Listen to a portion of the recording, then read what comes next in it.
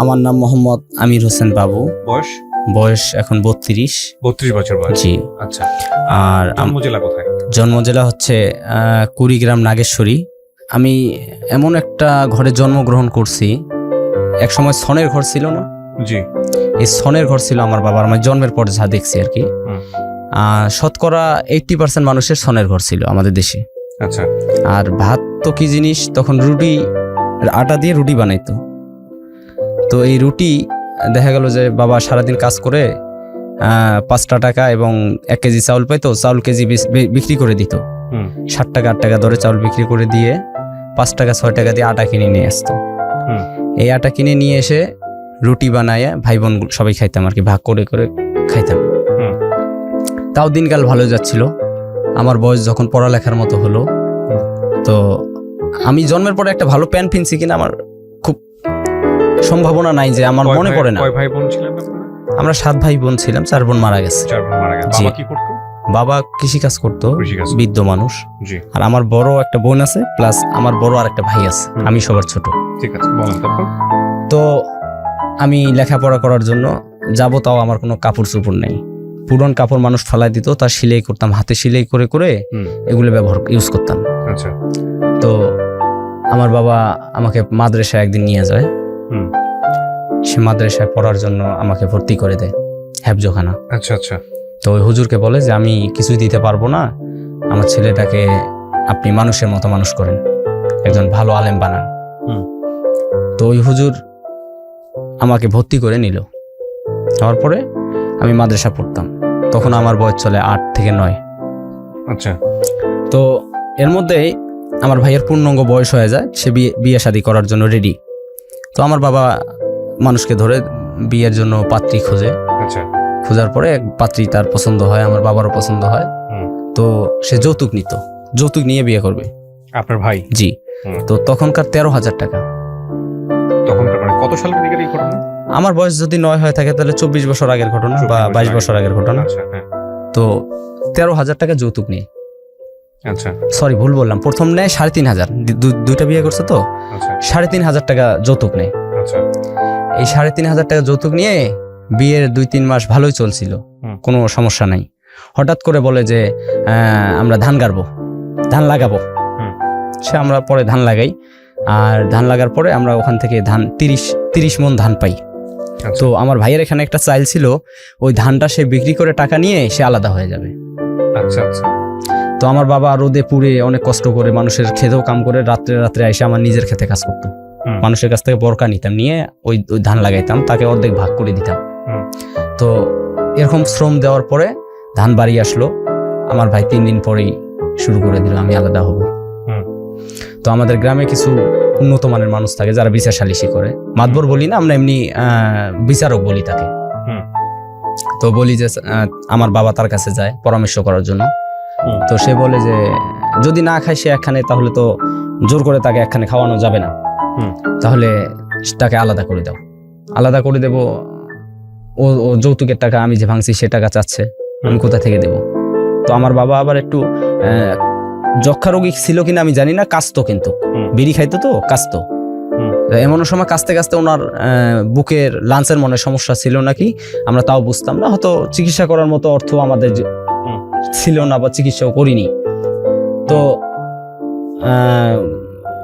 সবকিছু যখন মাতবর বললো যে তাহলে ওর টাকাও দিতে হবে, ও মাতবরের সাথে আগে প্ল্যান করছে আর কি, একটা বাবার নামে একটা দিয়ে যে আমি একখানে খাবো না, ওনাদেরকে আমি এটা মানে পালতে পারবো না।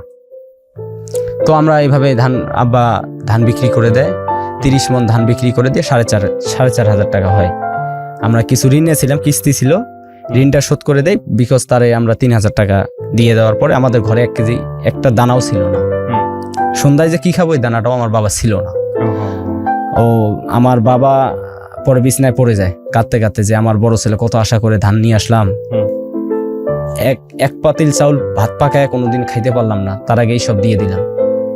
বাবা ভাইকে অনেক অভিশাপ দেয়, একটানা 17 দিন সে বিছনায় থাকে, শুধু অভিশাপ দেয়, কাঁদে আর অভিশাপ দেয়। আপনার বাবা? বাবা। তখন আপনি একদম ছোট? আমি একদম ছোট। তো কেবল মাদ্রাসায় রানিং যাওয়া আসা শিখছি যে আমার মাদ্রাসায় যাইতে হবে বা ওখানে আমার গেলে আমার আমার সবক দিবে, আবার সবকটা বুঝিয়ে দিতে হবে। তো এভাবে আমি নিয়ে আসি, মানে সবক নিয়ে আসি, আবার ভাত বুত খেয়ে যা সবক দিই, মানে যেভাবে কন্টিনিউ করা দরকার আমি এভাবে করতেছি। তখন আমি এগুলো বুঝতাম না। তো আমার বাবা শুধু কাঁদতো, আমি বলতাম বাবা তুমি কাঁদো কেন, আমার বুকে জড়ায় ধরে কাঁদতো আর চুমা দিত, কিন্তু রহস্যগুলো আমি তখন আমার মাথায় ঢুকতো না। একদিন 2 দিন 3 দিন পার হয়ে যায়, মা এই বাড়ি ওই বাড়ি কাজ করে, মানে ঢেকি মার এই চেনেন ওই যে হাতে যে ধান বানে এগুলা মানুষের বাড়িতে কাজ করতো, মুগুর। জি জি জি জি, ওই কাজ করে 1 পট বা আধা পট করে চাউল আনতো, ওটা পাক করে দেখা গেল যে 2 লোকমাও হইতো না সবার, 2 লোকমাও খাবার পেটে জুটতো না। মা এরকম কষ্ট করতো, করার পর মানুষের কাজকাম বন্ধ হয়ে যায়, তখন খাবার তো হয় না।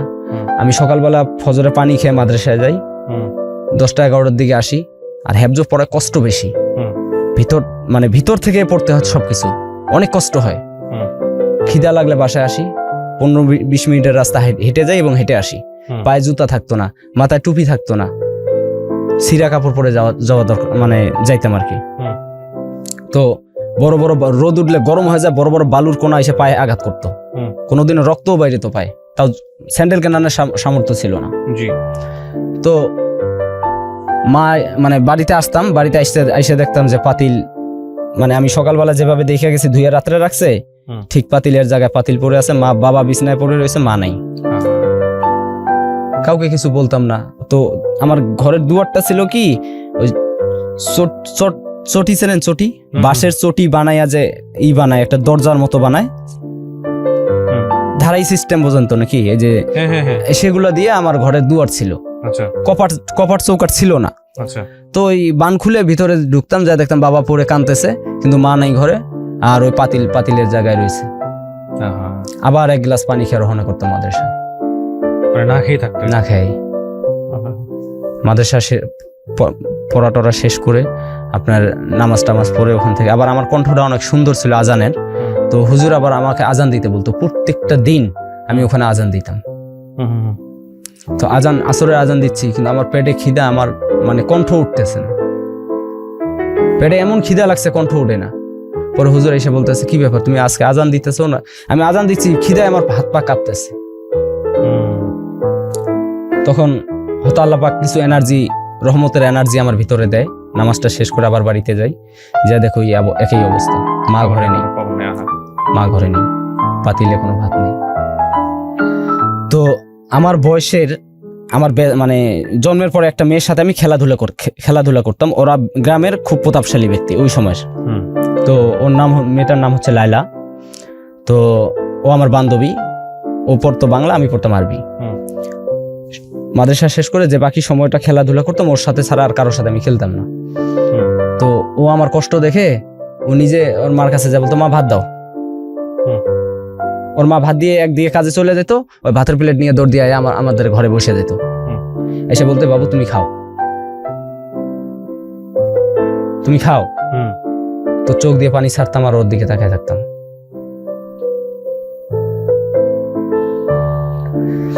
পরে মা তো আসতো না, সন্ধ্যার পর ঘুমায় যেতাম। মা রাত্রে কোন সময় আসতেন নিজেও জানি না, আইসা ভাত মানে ওই আটা নিয়ে আসতো, হালুয়াত বালুয়াত করে নিয়ে আসতো, আর নিয়ে রুটি বানায়া আমার ঘুমের থেকে ডাক দিয়ে 1-2 খাওয়াই আবার ঘুম পাড়িয়ে দিত। কিন্তু নিজে খাইতো কিনা আমি কখনো চিন্তা করিনি যে আমার মা না খেয়ে রয়েছে বা আমার বাবা না খেয়ে রয়েছে। এরকম করে কষ্ট করে 3 মাস কষ্ট করি। ভাই তো আলাদা হয়ে গেছে, তখনকার 3000 টাকা নিয়ে এসে আলাদা হয়ে গেছে, বিকজ তার সুন্দর চলতেছে, নিজে কাজ কাম করে সুন্দর চলে। কিন্তু আমার বৃদ্ধ বাবা কোমর ভাঙা, সে তো কাজ করতে পারে না। আমার এরকম কষ্ট দেখে আমি একদিন মাদ্রাসা থেকে ফেরার পরে আমাদের বাজারের নাম হচ্ছে নুন খাওয়া বাজার। নুন খাওয়া? জি, আমাদের যে বাজারটা, সে বাজারটার নাম হচ্ছে নুন খাওয়া বাজার, আমাদের ইন্ডিয়ার প্রায় পাশাপাশি আর কি। তো সেই নুন খাওয়া বাজারের চায়ের দোকান ছিল কয়েকটা, বেড়ার, ফোনের বেড়ার চায়ের দোকান, অর্ধেক করে হাফ করে খোলা থাকতো আর কি। তা ভিতর থেকে দেখতাম যে 2-1 লোক, বেশি না, বেশি লোক থাকলে ঢুকতাম না পানি খাওয়ার জন্য। তো পানি খাইতে গেলাম, তো আমার এক মামা মানে দুঃসম্পর্কের মামা, সে ওই ঢাকায় কাজ করে আর দেশে যায়। সে ওই চায়ের দোকানে বসে আছে, তা পানি খাইতেছি, সে ফলো করছে আমারে, বলে তুমি অমুক আপার ছেলে না? আমি বলি, জি আমি আমিনা, আপনার আমিনা আপার ছেলে। তোমার নাম কি? মোহাম্মদ আমির হোসেন বাবু। কয় তুমি মাদ্রাসা পড়ো? আমি বলি, জি। কিন্তু কথা যে বলতেছি উনি বুঝতে পারছে যে আমার খিদে লাগছে। তা কয় তুমি ভাত খাইছো? আমি কোনো কথাবার্তা বলি না। এখন উনি ডাক দিয়ে, এই দেশে পরোটাকে আমাদের দেশে পুরি বলে। আচ্ছা। তো ওই পুরি, কয় পুরি দেন। সে পুরি দিল, কয়েকটা পুরি খাইলাম। খাওয়ার পর উনি বলতেছে যে তুমি কি আমার সাথে কাজে যাবা ঢাকায়? তোমার মতো ছেলে ঢাকায় কাজের জন্য নিয়ে যাইতে বলছে আমার মালিকরা। তখন আমি জিজ্ঞেস করলাম, মামা ঢাকা কেমন জিনিস? ঢাকা কি জিনিস? কয় ওখানে মানুষের ভাতের অভাব নাই। আমি ছোট মানুষ তো, মানে খাওয়ার কথা শুনলে খুব খুশি হয়ে যেতাম। না খাওয়া মানুষ যখন আপনি খানা দিবেন, সে কিন্তু বেকুল হয়ে যাবে। তো আমি বেকুল হয়ে গেছিলাম তার মানে ভাষ্য শুনে। সে আমাকে এইভাবে একটা জ্ঞান দিয়ে দিল যে চলো ঢাকায় চলো, তুমি দেশে। আমার সবকিছু শোনার পর উনি শুনলো আর কি, যে এইভাবে এই কষ্টে আছি আমরা, বলে যে তুমি চলো আমার সাথে ঢাকায়। তখন বই খাতা এনে বাড়িতে রেখে, ওদিন আর মা কোথায় তা খুঁজি নেই, বাবা তো পড়েই আছে। পরে চলে যেতাম আমার নানির বাড়ি।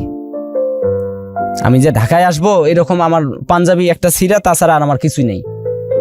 তো নানির বাড়ি যাইতাম। নানি আমার ওই যে চিতই পিঠা চেনেন তো মনে হয় না? জি। চিতই পিঠা করে 2টা খাওয়ায় দেয়। কয় আমি নানির সাথে শেয়ার করি যে নানি আমি একখানে যাবো, কয়েকদিন আসবো না, আমাদের দেশি ভাষায় বলি আর কি। তো বলার পরে আমি নানিকে বলে ওই মামাটার বাড়ি চলে যেতাম।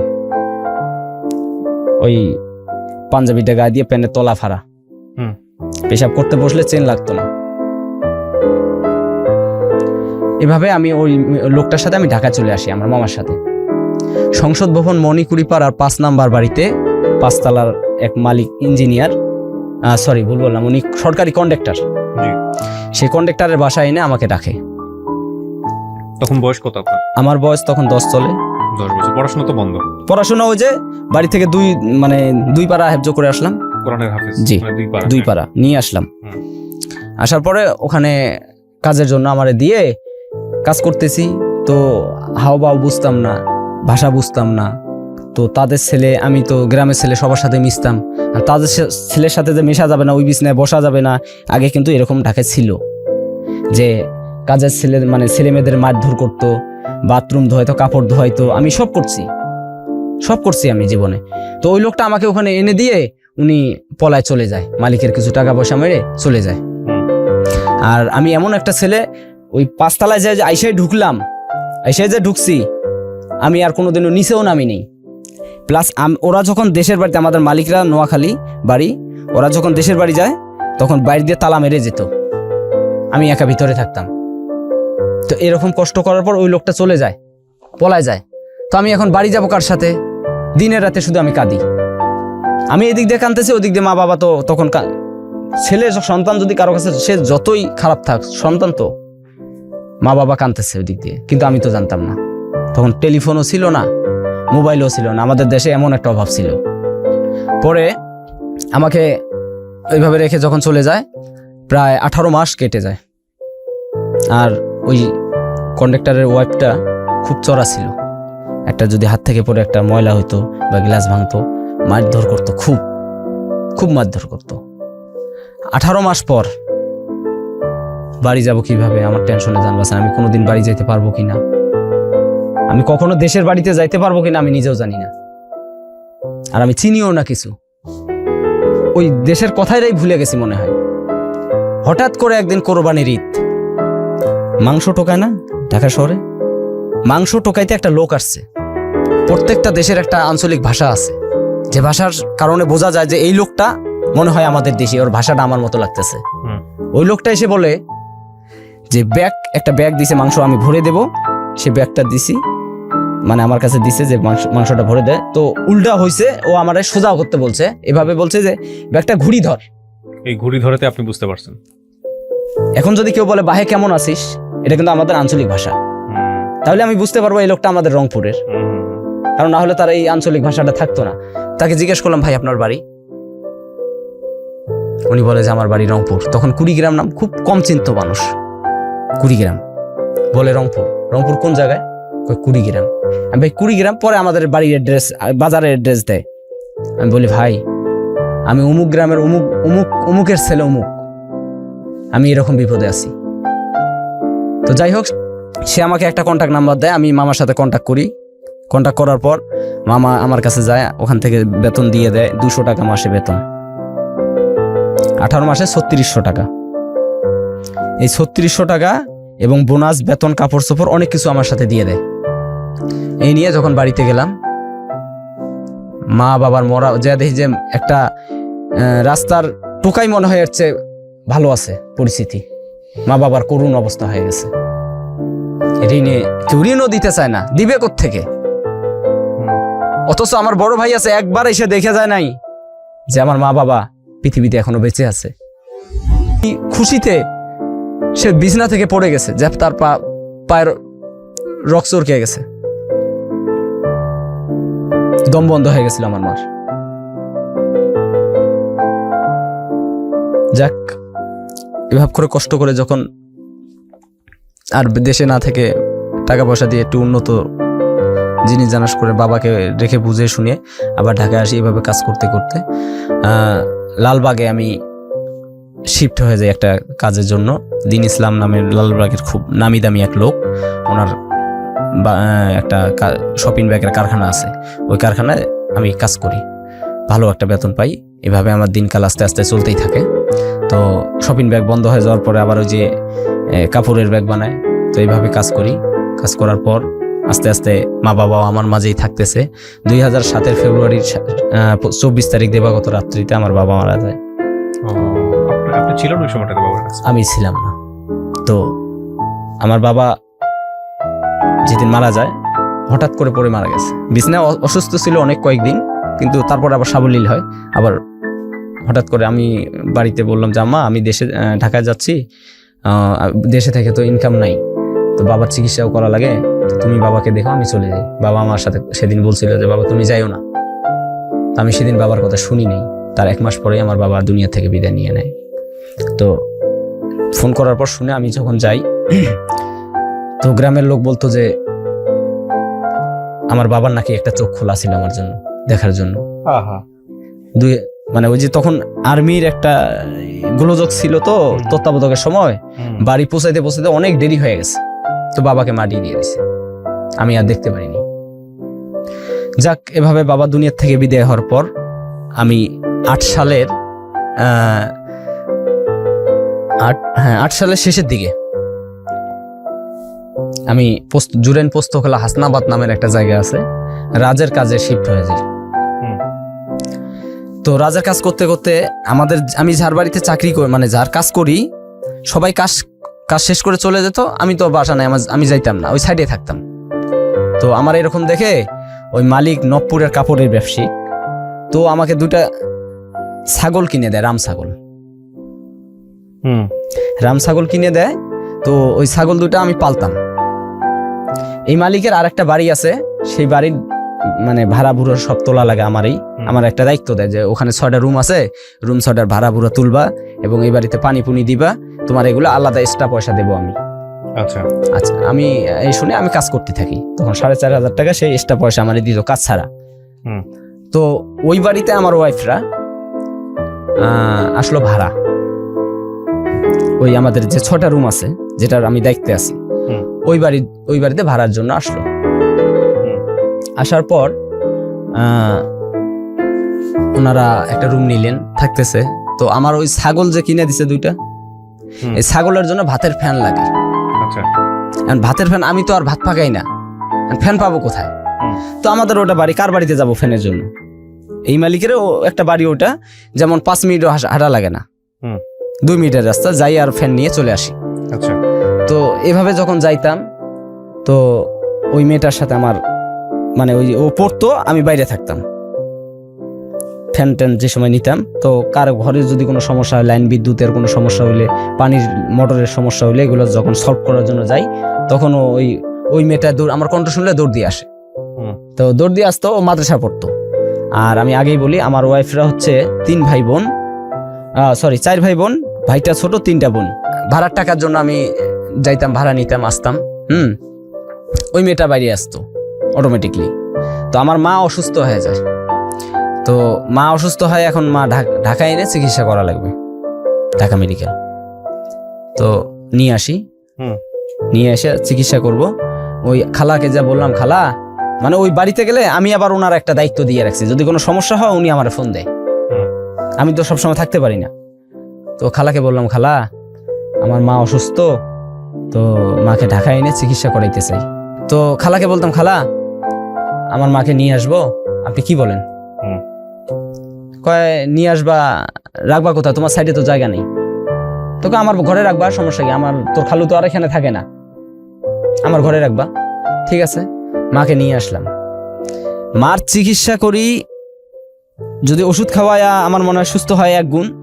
আর আমার ওই যে মেয়েটার কথা আমি বলতেছিলাম, নার্গিস নাম মেয়েটার, ওই মেয়েটা তার সেবা দিয়ে মনে হয় আরো 3 গুণ সুস্থ, মানে সফলতা অর্জন করছে। মায়ের সেবা যত্ন করে খেদমত করতো। তো আমার মায়ের কেমন জানি 17 দিনে অটোমেটিক চয়েস হয়ে গেছে। তার দুধ দিয়ে আসলে গরম করে খাওয়াইতো, ওষুধ টাইম খাওয়াই দিত। হ্যাঁ, মার খুব মানে খেদমত করতো। আমার মা একদিন আমার ডাক দিয়ে বলতেছে, এরকম যদি আমি তোর জন্য একটা বউ পাইতাম, আমার জীবনে মনে হয় জীবনটা সার্থক হয়ে যেত। তো আমার এটা আবার মাথায় ঢুকে গেছে, এই বিষয়টা আমার আবার মাথায় ঢুকছে। তখন মানে আমার একটা কেমন জানি শরীরের ভিতরে একটা সৃষ্টি হইলো। তো আর ওই মেয়েটাও আমাকে দেখলে একটু হাসতো বা কথাবার্তা বলতো, এরকম। আবার হিংসাও করতো, মানে হিংসাটা তার মনের না, এটা বাইরের হিংসা। তো একদিন আমার কাজ নাই, আমি ওই বাড়িতে যাই ফ্যান আনার জন্য। ফ্যান আনার জন্য গেলে সে ওই পড়ে আরবি পড়াশোনা করতেছে। জি, আরবি পড়ে। তো বুখারীর 15 নাম্বার একটা হাদিস, আউয়ালু মা ইউহাসাবু বিহিল আবদু ইয়াউমাল কিয়ামাতিস সালাহ। তো এটা ও শুদ্ধ ভাষায় মানে স্পষ্ট করে বলতেছে না, আর অর্থটাও সে ভুল বলতেছে। তখন আমি বললাম যে এটার অর্থ হলো এই, কিয়ামতের দিন সর্বপ্রথম বান্দার নামাজের হিসাব হবে। তুমি হাদিসটা ঠিক করে এবং সুন্দর করে পড়ো। আপনি কিভাবে জানলেন এই হাদিসের অর্থ, আপনি বোঝেন? আমি কিছুটা আমি পারি। কি পারেন? এ শুরু হলো হাদিস নিয়ে খেলাখেলি। সে একটা হাদিস দিত, আমি অর্থ দিতাম, আমি একটা হাদিস দিতাম, সে আমাকে অর্থ দিত। তো ও হলো রানিং, আর আমি তো মানে প্রার্থনা অবস্থায়। রানিং এর সাথে কি আমি পারি? তো এক সময় যে সময় আমি যেটা না পারতাম চুপ করে থাকতাম। আচ্ছা। তো যাই হোক, সেদিনের পর থেকে ওই আমার সিমের পিছনে একটা গজল লাগানো, কেউ ফোন দিলে একটা গজল শুনতো। তো ফোন দিয়ে মানে নাম্বার তো জানে, ওর মার মোবাইলে আছে, ঠাস করে মানে ফোন দিয়ে মিস কল দিত, ঠাস করে একটা করে মিস কল দিত, ব্যাক করতাম। তো আপনি ধরেন আমি গজল শুনি, ঠিক আছে, দিনে 100 বার জ্বালাইতো এরকম। আস্তে আস্তে আস্তে আস্তে আস্তে আস্তে একটা রিলেশনের পর্যায়ে চলে যায়।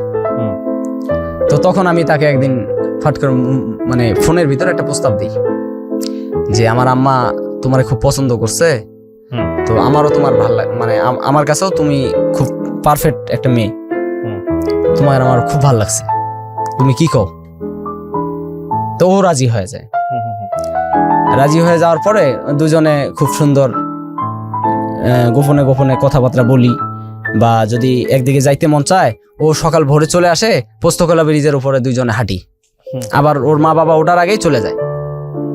এভাবে হাঁটতে হাঁটতে একটা পর্যায়ে বাড়ি জানাজানি হয়।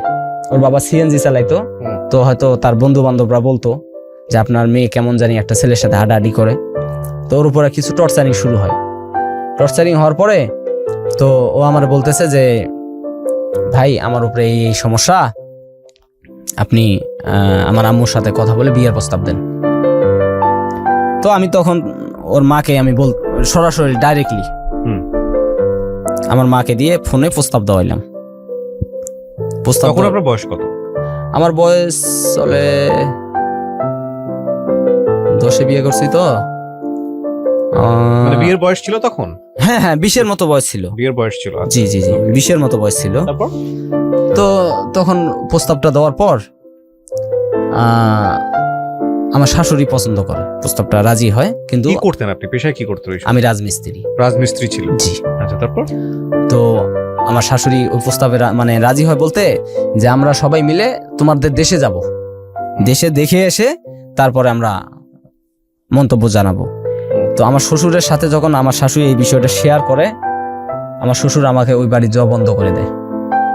মানে হবু শ্বশুর? জি, মানে আমার মানে খালার হাজবেন্ড খালু, উনি আমাকে ওই বাড়ির যাওয়া সামরিকভাবে বন্ধ করে দেয়।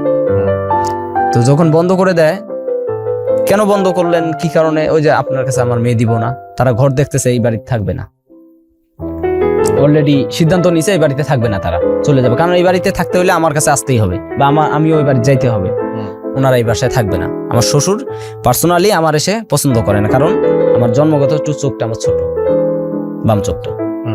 এটা কি আপনি দেখেন? তো হ্যাঁ, আমি দেখি, কিন্তু পুরোপুরি ক্লিয়ার না। আচ্ছা আচ্ছা, আমি কম দেখি এটা দিয়ে। তো এই জন্য আমার মানে শ্বশুর আমাকে পছন্দ, মানে খালু পছন্দ করতো না। তখন ওর মানে ওরা রুম ছাড়ছে হলো 1 তারিখে চলে যাবে, সেই মাসের 25 তারিখ হঠাৎ করে রাতে সে আমার ফোন দেয়। ফোন দিয়ে বলতেছে আব্বু আর এবং আম্মু 1 তারিখ কিন্তু বাড়িওয়ালারে না করে দিছে, আপনি জানেন না, আপনি কিন্তু জানেন না, ওরা কিন্তু চলে যাবে, আমার আব্বু আম্মু আমার দেশে পাঠায় দিব, আর ওরা অন্যখানে রুম নিচ্ছে। তো এই মানে যখন এইসব কথা বললো, তখন আমি চিন্তা করলাম কি করা যায়। এমন একটা পর্যায়ে চলে গেছি, মানে ঘন্টায় যদি তার সাথে আমি যোগাযোগ না করি আমার খুব খারাপ লাগে।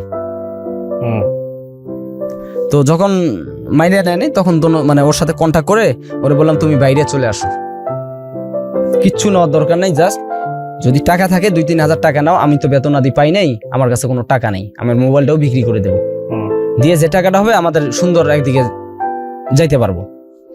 ও বাইরে আসে, আমি তখন তো যে আমার বিল্ডিং খালি, বাইরে দিয়ে তালা মেরে চাবিটা ভিতরের দিকে রাখছি, রাইখা আমি এবং আমার মানে প্রেমিকা দুজন মিলে লালবাগ চলে আসি। লালবাগ আসার পরে হাদি সেলিমের মাঠের সামনে বসছি, আর একজনের ঠাস করে এসে বলে এই তোমার পুলিশ খুঁজতে, মানে অত সকাল সকাল তো হুট করে এসে বলছে হুট করে যে পুলিশ খুঁজতেছে, তুমি এখানে বসছো কেন, তোমাকে তো পুলিশ খুঁজতেছে, মানে ফিটিং খাবে আর কি। ওকে, আমি ও আমার খালাতো বোন, আসলে ও ছিল হচ্ছে আপনার হবু ওয়াইফ। হবু ওয়াইফ বলছি, আমার খালাতো ভাই, খালাতো বোন।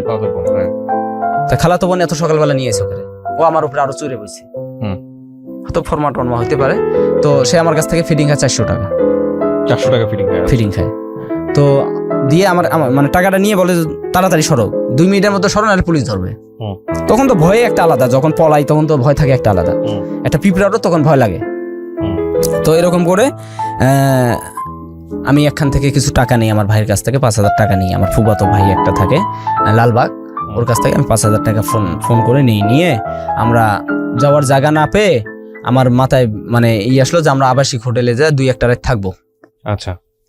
তো গুলিস্তানে এসে এক আবাসিক হোটেলে আমরা দুজন মিলে ফোন টোন বন্ধ করে, আবার আমার ফোনে এমন একটা সিস্টেম আছিল, বন্ধ থাকলে কেউ ফোন দিলে তার মেসেজটা আমি পরে পাইতাম।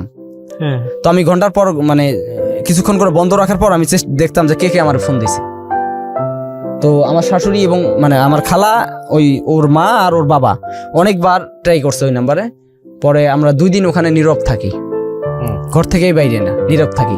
2 দিনে 2000 টাকা দিয়ে আমরা ওখানে নীরব থাকার পর আমার মানে ওই খালার সাথে আমার খুব ফ্রি ছিল আগের থেকেই।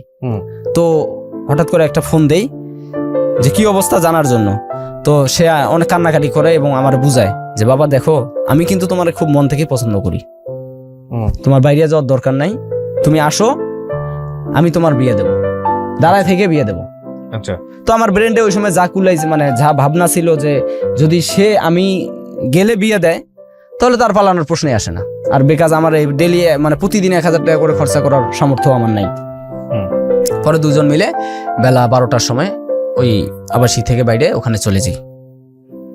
তো আমার বউয়ের বয়স ছিল তখন, মানে আমার প্রেমিকার বয়স ছিল তখন 14 বছর। তো নিয়ে যাওয়ার পরে ও আমার ওই খালু আবার ওই আমার মানে ইয়ার বাবা, ও আবার সিএনজি চালায়, পোস্তখোলা ব্রিজের নেতার কাছে আমার নিয়ে জব্দ করে, উপরে বাসায় না নিয়ে ওখানে আমরা যাই, ঘেরাও করে ফেলে। আমরা বাস থেকে নামি, ফোন দেয়, তখন বলি যে আমরা পোস্তখোলা এসে পড়ছি। তখন ঘেরাও করে ফেলে, আমার টান দিয়ে নিয়ে যাও টোল ঘরের ভিতরে ঢুকায়। ঢুকানোর পরে আমার শ্বশুর, মানে শ্বশুর বলতে খালু আর কি, উনি আমার ঢুকানোর পরে ওই নেতারে দিয়ে আমার মারে। আচ্ছা, মারার পর ওই নেতা বলছে যে, মেয়েটাকে ডাক দিয়ে জিজ্ঞেস করছে যে তুমি কি ইচ্ছা করে গেছো না ও তোমাদের জোর করে নিয়ে গেছে? ওরে যদি আমি না পাই এই ব্রিজ থেকে আমি লাফ দিয়ে মারা যাবো। এটা আপনার মেয়েটা মানে মেয়ে আমার প্রেমিকা বলতেছে, হবু বউ, হ্যাঁ। প্রেমিকা বলতেছে। তখন ওই নেতাই বলছে যে আপনার মেয়ে তো রাজি, মিয়া নিয়ে যা বিয়ে দিয়ে দেন। তখন বাসায় নিয়ে যায়, নিয়ে যাওয়ার পরে রুম আটকায় আমার ওই প্রেমিকারে খুব মারে, নার্গিসকে খুব মারে। মানে এমন মার মারে যা ও অতটা স্বাস্থ্যবান ছিল না, হালকা পাতলা মেয়ে ছিল, মানে ওর অনেক অনেক জায়গায় স্পট করে দিছে মারতে মারতে ওর বাবা। পরে আমারও মানে মাইরা ওখান থেকে সরাই দেয়। তো সরাই দেয় তখন আমি দিশা পাচ্ছিলাম না যে আমি কোথায় যাব। তখন আমি ভাত খাওয়া না সব ছাড়লাম, ছেড়ে দিয়ে মসজিদে ঘুমাইতাম, মসজিদের বারান্দায় ঘুমাইতাম। আচ্ছা, বারান্দায় ঘুমাইতাম আর খালি টেনশন করতাম। রাতটা কোনো রকম কাটে গেলেও হইলো, আর সারাদিন আমার ভাবনা ছিল না ভাত না পানি না কিছু। আর 5 ওয়াক্ত নামাজ পড়তাম আর আল্লাহকে বলতাম, আল্লাহ আমি কেন ওকে এখানে এনে দিলাম, তুমি ওকে আমার জীবনে ফিরে দাও। আচ্ছা, ওর বাবার সাথে মা বাবার সাথে যুদ্ধ করতেছে আর আমি আল্লাহর নাম সবসময় নিতেছি যে আল্লাহ আমার জীবনের আমি আর কিচ্ছু চাই না। কিভাবে তুমি ওরা আমার কাছে আইনা দিবা আমি জানি না, তুমি সব পারো। তাহাজ্জুদের নামাজ পড়তাম। এখন ওর সাথে আমার কন্টাক্ট বন্ধ, বিচ্ছিন্ন হয়ে গেছে। ওরে চোখে চোখে রাখতেছে, বাড়ি থেকে বাড়িতে দেয় না। তখন পার্শ্ববর্তী এক খালা ওই বাড়িতে যাওয়া আশা করত। আমি একদিন এই খালার বাসায় যাই, যে তার হাত পা জড়ায় ধরি, খালা কিভাবে পারবেন আমি জানি না, ও যেন আজকে থেকে প্রতিদিন সকালবেলা হোক, মানে যে কোনো রাত্রে যে কোনো টাইমে 12টার পর থেকে আমি ওখানে দাঁড়ায় থাকবো। প্রত্যেকটা দিন ও যতদিন যাবে না আমি অতদিন ওখানে দাঁড়ায় থাকবো। কাছে ছিল 600 টাকা, আর কোনো টাকা পয়সা আমার কাছে ছিল না। আর TCL মোবাইল একটা ফোল্ডিং সেট আমার কাছে ছিল। তো মোবাইলটা আমি হাতছাড়া করতাম না। আর 2 টাকা মানে সকাল বিকেল 2 বেলা 2টা রুটি খাইতাম, 6 টাকা করে বা 5 টাকা করে যে বন রুটি, এই রুটি একটা করে খাইতাম, আর কিছু খাইতাম না। সারাদিন ঘুরতাম ঘাটতাম পাগলের মতো, গোসল না খাওয়া না, সারাদিন ঘুরতাম। সন্ধ্যাবেলা হইলে মানে নামাজ টামাজ শেষ করে ঠিক 11টা বাজতো, আমি ওই জায়গায় যা দাঁড়াইতাম রাস্তায়। আর রাস্তাও তখন এখনো কোনো নির্মাণ হয়নি, ওটা রাস্তা এখনো নির্মাণযোগ্য না, খাল খোলা অবস্থায় আছে। তো ওই ইয়ার পিঠ আছে, পিঠের উপরে বসে বসে অপেক্ষা করতাম গেট খুললে যেন সে আমাদের দেখতে পায়। এবার গেট খুললে অন্য কেউ যদি দেখে কোথায় যাব আমি। এভাবে প্রথম রাত যা বসলাম, সারা রাত জায়গা থাকলাম, আসলো না। ফজরের আজানের সময় নামাজ পড়তে গেলাম, নামাজ পড়ে আবার আসলাম, 7টা পর্যন্ত শীত থাকে। এভাবে 13টা দিন পরে 14 দিনের মাথায় শুধু আল্লাহর কাছে কাঁদতাম, তাহাজ্জুদ নামাজ পড়ে, আল্লাহ ওরে মিলাই দাও। মানে আপনাকে কি বলবো, আমি ওরে ছাড়া নিঃশ্বাস পর্যন্ত নিতে পারছি না, এমন একটা পরিস্থিতির মধ্যে পড়ে গেছি। একটা নিঃশ্বাস যে নেবো আমি, যে ওরে ছাড়া একটা নিঃশ্বাস নেবো আমি তা পারতেছি না।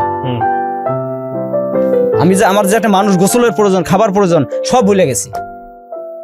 এবং দেশে যে মা কি করতেছে ফোনটা দিব, আমি তাও ফোনেও টাকা ভরি না। আমার মানে ব্রেন কাজ করে না। 14 দিনের মাথায় ঠিক ভোর 5:30টার সময় ও সুযোগ পায় বাইরে আসছে। যে রাস্তাটা সহজ সেটা দিয়ে না যা উল্টা পথ ধরলাম, কারণ ও তো বাথরুম বা পেশাবের কথা কেউ উঠছে। এতটুকু সময়ের ভিতরে আমার মানে চোখের আড়াল হইতে হবে। আমরা বসে সারা রাত হবে জাগে জেগে, প্রত্যেকটা দিন জেগে থাকতাম। মানে ওরে বাবা, এমনও রাত গেছে কুত্তা শিয়াল আমাদের দৌড়ানি দিছে। আর আপনি হাউজিং এর ভিতরে, ওটা তো বসুন্ধরা একটা প্লট, বসুন্ধরা মালিকের, আপনি গেলে বুঝতে পারবেন এখনো সন আছে ওই এলাকায়। কিছু কিছু বাউন্ডারি করে রাখছে কিন্তু ভিতরে সন। তারপরে এইভাবে থাকার পর আসলো, উনি বের হলো। ও বের হয়ে মানে শীতের রাত, তো শীতের দিন আমরা উল্টা পথ ধরলাম। 10 হাত গেলে তো আর কেউ কাউকে দেখা যায় না, এমন শীত পড়ছে। আপনার জন্য বের হয়েছে? আমার জন্য বের হয়েছে। ও আমি যেমন যে অবস্থায়, ও ওর বাড়িতে এরকম অবস্থা। আমি খবর রাখতাম, প্রত্যেক দিনের খবর দিন রাখতাম। আচ্ছা, ওই যে খালা ছিল, মানে ও ওখানে এভাবে জীবনযাপন কাটাইতো, বের হওয়ার জন্য ট্রাই করতেছে। প্রত্যেকটা মুহূর্তে মানে গেটে যে গেটে তালা লাগাইতো না সেই গেটে তালা লাগায়, যে গেট সারা রাত খোলা থাকতো ওই গেটে তালা পড়ে গেছে। আর গেট হলো 3টা, রুমের থেকে বাইরেতে মেইন গেট 3টা, বারান্দায় একটা গেট পড়ে, তার সামনে আরেকটা গেট, মেইন গেট একটা, এই 3টা গেটে তালা পড়ে। ওর মা ওর জন্য এখন কাজেও যায় না। আমার শাশুড়ি হচ্ছে বিয়ের কমিটি সেন্টারের খানসামার কাজ করে, ও সে কাজেও যায় না, কাজও তার বন্ধ করে দিছে। যখন আসলো, আল্লাহ আমার হয়তো কথা শুনছে, আল্লাহ পাক শোনার পর 14 দিন পর বাইরে আসলো। আমরা এইভাবে উল্টা পথ ধরে এক সিএনজি ধরে আমরা আবার ওই লালবাগের পথে যাই। মানে যেদিকে আমি মনে করি লালবাগে আমাদের এত মানুষ আছে যে পুরো লালবাগে শুধু রংপুরিয়া বা কুড়িগ্রামের লোকের অভাব নাই। মানে ওই আমার ঢাকার ভিতরে মনে হয় যে ওই এলাকায় গেলে আমি দেশের বাড়িতে আসলাম। তো আমার সাহস যে আমি ওখানে গেলে আমি একটা সেফ থাকতে পারবো। তো আমি ওখান দিয়ে নিয়ে সকালবেলা যাওয়ার পরে ওই সিএনজি ওয়ালার কাছে ফোনটা আমি বিক্রি করে দিই, দিয়ে সব মিলাই জিলা আমার দেশের বাড়ির জন্য টিকিট কাটি, দেশে যাব। নিয়ে যা মামার বাড়িতে রাখলাম, আমার মামির কাছে। আমার মামি আমার সাথে খুব ফ্রি, সে মামির কাছে রাখলাম। রাখার পর আমার মারে বললাম যে মা ওই মেয়েটা নিয়ে আসছি। তো আমার মা স্বাভাবিকভাবে রাগ হয়েছে যে এইভাবে কেন আনলি, বা রাগ হওয়ারই কথা। তো আর আমার মাথার উপরে শাসন করার মতো অন্য কেউ ছিল না। আমার বড় ভাই আলাদা খায়, শুধু জাস্ট মাই আর মামা ছিল একজন। তো মামানি সেভ করে রাখে, মারে খবর দেয়, মা আসে। পরে আমরা সবাই মিলে ওখানে একটা অনুষ্ঠান করে বাড়িতে আমাদের বিয়ে হয়ে যায়। বিয়ের পরে ভালোই চলছিলাম, একটা বাচ্চা জন্ম নেয়। অনুষ্ঠান করে বিয়ে হয় মানে কি ওর ফ্যামিলির কেউ ছিল না? না, ওর ফ্যামিলির কেউ ছিল না, শুধু আপনার ফ্যামিলি? আমার ফ্যামিলির লোকজন ছিল। তো তখন আমরা বাড়িতে বিয়ে শাদী শেষ করে আমি ঢাকায় শুধু ওর মা কন্ট্যাক্ট করে। ওর মার সাথে কিছুদিন পর পর কন্ট্যাক্ট হয়, আমার ওয়াইফের সাথে, নার্গিসের সাথে কন্ট্যাক্ট হওয়ার পর যেমন আমরা খুব দ্রুত সন্তানাদি নিয়ে নেই। ও ঢাকায় আসতে চাইলে সন্তানাদি নিয়ে নেই, একবারে সন্তান সহ ঢাকায় আসে। পর আমার শ্বশুরও মাইনে নেয়, সন্তান দেখে মানে নাতিন পায়, খুশি হয়, মাইনে নেওয়ার পর এভাবে চলতেছে, যাচ্ছি। মানে আমার তখন এই শালিকা চাকরি করে গার্মেন্টসে, পড়ালেখা ছেড়ে দিয়ে। বউরা কয় বোন ছিল? 3 বোন। আচ্ছা, ইনি ছোট? আমার সবার ছোট? আমার বউ হচ্ছে সবার বড়। না, আপনার শালিকা কি সবার ছোট? না, আমার বউয়ের ছোট, মেজো। জি। তারপর ও গার্মেন্টসে চাকরি করতো। তো আমি আমার ওয়াইফকে বাসায় রাখতাম, প্লাস আমি জুরাইন পোস্ত হলে চাকরি করতাম, ওই রাজের কাজ করতাম। আর ও গার্মেন্টস করতো। তো ও গার্মেন্টসে যায়, এক সুপারভাইজারের সাথে ওর সম্পর্ক হয়ে যায়। আমার শালিকার সম্পর্ক হয়ে যাওয়ার পর আমরা সবাই জানি যে ছেলেটাও ভদ্র এবং ভালো। কয়েকদিন আমার ঘরে এসে খায়াটা গেছে, ভালো ছেলে। আমরাও চাচ্ছিলাম যে ওরে দিয়ে বিয়ে দেবো, কিন্তু আমার শ্বশুর জানতো না, আমার শাশুড়ি সবাই জানতো যে ছেলেটা ভালো। তো হঠাৎ করে একদিন আমার শাশুড়ির ভিসা হয়, আমার শাশুড়ি বিদেশ যাবে, 12-14 দিন বাকি হাতে। তো এর মধ্যে আমার ওয়াইফ কিন্তু দেশে আসে, আমরা রুম ছেড়ে দেই, আমার ওয়াইফও দেশে চলে আসার পর আমার ওয়াইফ আসার পর আমি ওই আমার শাশুড়ির ঘরেই থাকি। শালি আমার শালাটা, আবার আরো ছোট শালিটা, আমি আমার শাশুড়ি এক ঘরেই থাকতাম। তো আমি বারান্দায় ঘুমাইতাম, তারা ঘরে ঘুমাইতো। বা দেখা গেল যে বারান্দা অনেক সময় বারান্দার লোকজন থাকলে আমি ভিতরে ঘুমাইতাম, তারা উপরে ঘুমাইতো, আমি নিচে ঘুমাইতাম। ওরা খাটে ঘুমাইতো, আমি ফ্লোরে ঘুমাইতাম। তো এভাবে চলতেছি। হঠাৎ করে একদিন আমার শালিকাকে দেখার জন্য ওই মানে রাস্তা দিয়ে যাচ্ছিল এলাকার একটা ছেলে, বাড়িওয়ালার ছেলে, ও চয়েস করে। এটা কি আপনার চোখে পড়েছে নাকি আপনি শুনেছেন? কোনটা? এই যে হঠাৎ করে একদিন যে ঘটনাটা এখন বলতেছেন আপনি, বাড়িওয়ালার ছেলে সাউন্ড করে বা কিছু একটা, যেটা এটা আমি দেখছি বলতে আমি তো উপস্থিত সেখানে, আপনার চোখের সামনে। পরে আমার শালিকাকে ওরকম টিস করে। তো আমি তখন আপনার স্ত্রী হচ্ছে গ্রামের বাড়িতে, আমার দেশের বাড়িতে। জি, আমার। আর আপনি, আপনার শালি আর কে থাকেন সবাই একসাথে? আমার শাশুড়ি, সবাই মিলে একসঙ্গে থাকেন? জি, আমার ছোট শালি, দুজন ছোট শালি আর শালাটা হচ্ছে ছোট, একসাথে এক ঘরে থাকতাম। আচ্ছা। তো আমার শ্বশুর থাকতো ছোট শাশুড়ির ঘরে। আর সবচেয়ে মজার বিষয় হচ্ছে যে আমি আমার শাশুড়িকে খালা বলে ডাকতাম। আজ অব্দি আমি তাকে শাশুড়ি বলে বা মা বলে ডাকিনি। তারপর আমি যখন দেখলাম যে এরকম, আমি সেদিন কাজে যাইনি, আমার চোখে ধরা পড়লো যে এরকম একটা দৃশ্য হচ্ছে। পরে আমি আমার শাশুড়ির সাথে কথাটা শেয়ার করি। শেয়ার করার পর আমার শাশুড়ি ওরে মানে সবাই মিলে চাপ দিয়ে ধরি, তো বলে যে আমি ওকে ভালোবাসি। মানে শালিকা বলে ভালোবাসি, যে আমি ওকে ভালোবাসি, একই গার্মেন্টসে কাজ করি। তো তখন আমরা আবার ছেলেটাকে ডাক দিয়ে নিয়ে আসি, গোপন ভাবে ডাক দিয়ে নিয়ে এসে, ছেলেটার নাম হচ্ছে সুজন, তো যশোর হচ্ছে তার বাড়ি। তো তার সাথে কথাবার্তা বলি, ছেলেটা ভদ্রই, তার মানে বুঝলাম আর কি যতটুকু কথাবার্তা বলা দরকার সে অবস্থায় আছে।